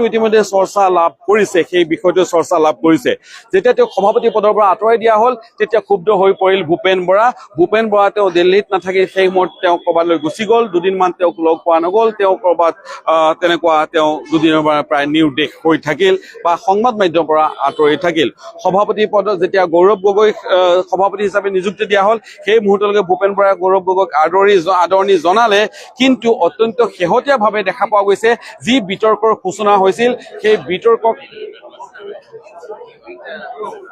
বিতৰ্কৰ সূচনা হৈছিল সেই বিতৰ্ক হ'ল যে মিত্ৰতাক লৈ পেলাই বিতৰ্ক আৰম্ভ হৈছিল ভূপেন বৰাৰ যি সফলতা আছিল সেই সফলতা হ'ল যে তেওঁ AIUDF ৰাজ্যৰ আটাইকেইটা বিৰোধী ৰাজনৈতিক দলক তেওঁ একত্ৰিত কৰিব পাৰিছিল ভূপেন বৰা তেতিয়া খৰ্গস্থ হৈ পৰিছিল যেতিয়া বিহালী নিৰ্বাচনত দেখা পোৱা গৈছিল যে এজন বিজেপিৰ এজন নেতাক আনি কংগ্ৰেছৰ টিকট দি দিয়া হৈছিল বিহাৰী উপ নিৰ্বাচনত তেতিয়া বেছি ক্ষুব্ধ হৈ পৰিছিল ভূপেন বৰাই তাৰ পাছত বিৰোধী ঐক্য তেওঁ এক প্ৰকাৰ ভংগ কৰিছিল বিৰোধীসকলক যি 5খন বিধানসভা আসনত উপ নিৰ্বাচন অনুষ্ঠিত হৈছিল কোনো এখন আসনতে বিৰোধীক কোনো এখন আসন দিয়া হোৱা নাছিল আৰু তাৰ বাবে ক্ষুব্ধ হৈ পৰিছিল ভূপেন বৰা বিৰোধী ঐক্য এক প্ৰকাৰ তেওঁ ভংগ কৰিছিল যি বিৰোধী ঐক্য আজিলৈকে সম্পূৰ্ণৰূপে হৈ উঠা নাই ভূপেন বৰাই এটা কথা তেওঁ চেষ্টা কৰিছিল যাতে ৰাজ্যৰ AIUDF আটাইকেইটা বিৰোধী ৰাজনৈতিক দলক একত্ৰিত কৰি আৰু যিসকল ৰাজ্যৰ বুদ্ধিজীৱীসকল আছে যিসকলে বিজেপিৰ আদৰ্শৰ বিপৰীত মেউত অৱস্থান কৰে তেওঁলোকক লগত লৈ ভূপেন বৰাই এক সমন্বয় সমিতি বা এনেধৰণৰ এক বাতাবৰণ সৃষ্টি কৰিব বিচাৰিছিল সেয়া ভূপেন বৰাই সেয়া চেষ্টা কৰিছিল কিন্তু অত্যন্ত শেহতীয়াভাৱে যেতিয়া বিৰোধী ঐক্যৰ নেতাসকলৰ সৈতে গৌৰৱ গগৈৰ মিত্ৰতা প্ৰসংগত চূড়ান্ত যেতিয়া সিদ্ধান্ত ল'বলৈ সময় গৈ আছে যেতিয়া তেওঁলোকে ল'ব পৰা নাই তেনে এটা সময়ত ভূপেন বৰাক প্ৰথমতে দায়িত্ব দিয়া হৈছিল যে মিত্ৰতাৰ প্ৰসংগত কথা আগবঢ়াবৰ কাৰণে তেওঁক দায়িত্ব দিয়া হৈছিল কিন্তু দেখা পোৱা গৈছিল যে ভূপেন বৰাৰ তাৰে সমান্তৰালভাৱে ভূপেন বৰাৰ সৈতে ৰকিবুল হুছেইনকো লগ দিয়া হৈছিল অৰ্থাৎ ৰকিবুল হুছেইনৰ অবিহনে মিত্ৰতাৰ প্ৰসংগত কোনো কথাই আগবঢ়াব নোৱাৰিব ভূপেন বৰা কিন্তু ভূপেন বৰা আৰু ৰকিবুল হুছেইনৰ মাজত সংঘাত খাই স্পষ্ট আছিল ইমান সংঘাত ইমান দূৰলৈকে গুচি গৈছিল যে ভূপেন বৰা আৰু ৰকিবুল হুছেইনৰ মাজত মাত বোলেই নাছিল গতিকে দুজন মাত বোল নথকা নেতাক লৈ পেলাই বিৰোধী ঐক্যৰ মিত্ৰতা বা আলোচনা কেনেধৰণে সম্ভৱ সেয়া সম্ভৱ হ'লহেঁতেন নে নাই তাকে লৈ প্ৰশ্নবোধক চিহ্ন থিয় দিছিল ভূপেন বৰাই তেওঁ স্পষ্টভাৱে জনাই দিছিল যে ৰকিবুল হুছেইনৰ সৈতে তেওঁ কোনো আলোচনাত নবহে গতিকে সেই গোটেই মিত্ৰতা তেওঁ আগবঢ়াই নিব নোৱাৰে সমান্তৰালভাৱে দেখা পোৱা গৈছিল যে বিগত সময়ছোৱাত বৰ্তমানৰ যি পৰিৱেশ সেই পৰিৱেশ পৰিস্থিতিৰ প্ৰতি লক্ষ্য ৰাখি ভূপেন বৰাই উজনি অসমত ৰকিবুল হুছেইনৰ প্ৰৱেশ বা ৰকিবুল হুছেইনৰ যাত্ৰা তেওঁ তাতে তেওঁ বিচৰা নাছিল শেহতীয়াভাৱে মাজুলীত গৌৰৱ গগৈৰ সৈতে ৰকিবুল হুছেইনৰ যি যাত্ৰা তাতো আপত্তি দৰ্শাইছিল ভূপেন বৰাই কিন্তু ভূপেন বৰাৰ সেই আপত্তিও নৰজিল আৰু অৱশেষত কালি পুৱা 8 বজাত ভূপেন বৰাই ৰাজ্যত সলগনি সৃষ্টি হ'ব পৰা তেওঁৰ যি পত্ৰখন পদত্যাগ পত্ৰ তেওঁ AICC লৈ দাখিল কৰিছে মল্লিকাৰ্জুন খৰ্গে কংগ্ৰেছৰ ৰাষ্ট্ৰীয় অধ্যক্ষ KC বেণুগোপাল আৰু ৰাহুল গান্ধীলৈ লিখা সেই পত্ৰখনত তেওঁ কেইবাটাও গুৰুতৰ অভিযোগ আনিছে তেওঁ মান সন্মান হেৰুওৱা আত্মসন্মান হেৰুওৱা স্বাভিমান হেৰুওৱা বুলি তেওঁ অভিযোগ আনিছে তেওঁ গৌৰৱ গগৈৰ পাকিস্তান লীগ সন্দৰ্ভত গৌৰৱ গগৈয়ে দীৰ্ঘদিন মৌনতা অৱলম্বন কৰা বিষয়টো তেওঁ পত্ৰখনত তেওঁ লিখিছে ভূপেন বৰাই আৰু এই সমগ্ৰ বিষয়টোত গৌৰৱ গগৈয়ে ৰাইজক পতিয়ন নিয়াব পৰাকৈ কোনো ধৰণৰ স্পষ্টীকৰণ দিব পৰা নাই বুলি ভূপেন বৰাই উল্লেখ কৰিছে কিন্তু কালিৰ দিনটো দেখা পোৱা গৈছিল যে গৌৰৱ গগৈ আহি উপস্থিত হৈছিল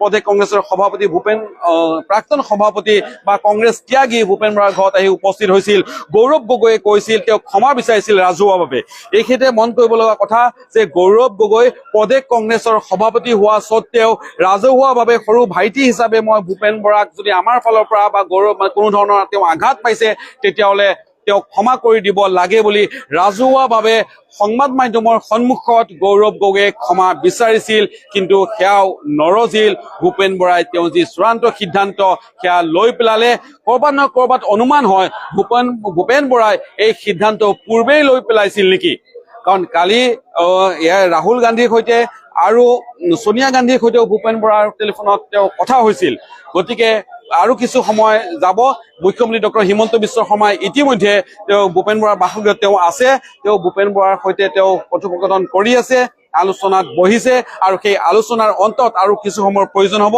আৰু সেই আলোচনাৰ অন্তত আনুষ্ঠানিকতা হয়তো সম্পন্ন হ'ব আৰু আনুষ্ঠানিকতা শেষ হোৱাৰ পাছত হয়তো আনুষ্ঠানিক বক্তৃতা আগবঢ়াব মুখ্যমন্ত্ৰী ডক্টৰ হিমন্ত বিশ্ব শৰ্মা আৰু ভূপেন বৰাই আমি আপোনালোকক প্ৰতিটো খবৰ পুংখানুপুংখৰূপে আৰু শুদ্ধ আৰু সঠিক ৰূপত দি থাকিম আপোনালোকে চাই থাকিব লাগিব দি ক্ৰছ কাৰেণ্ট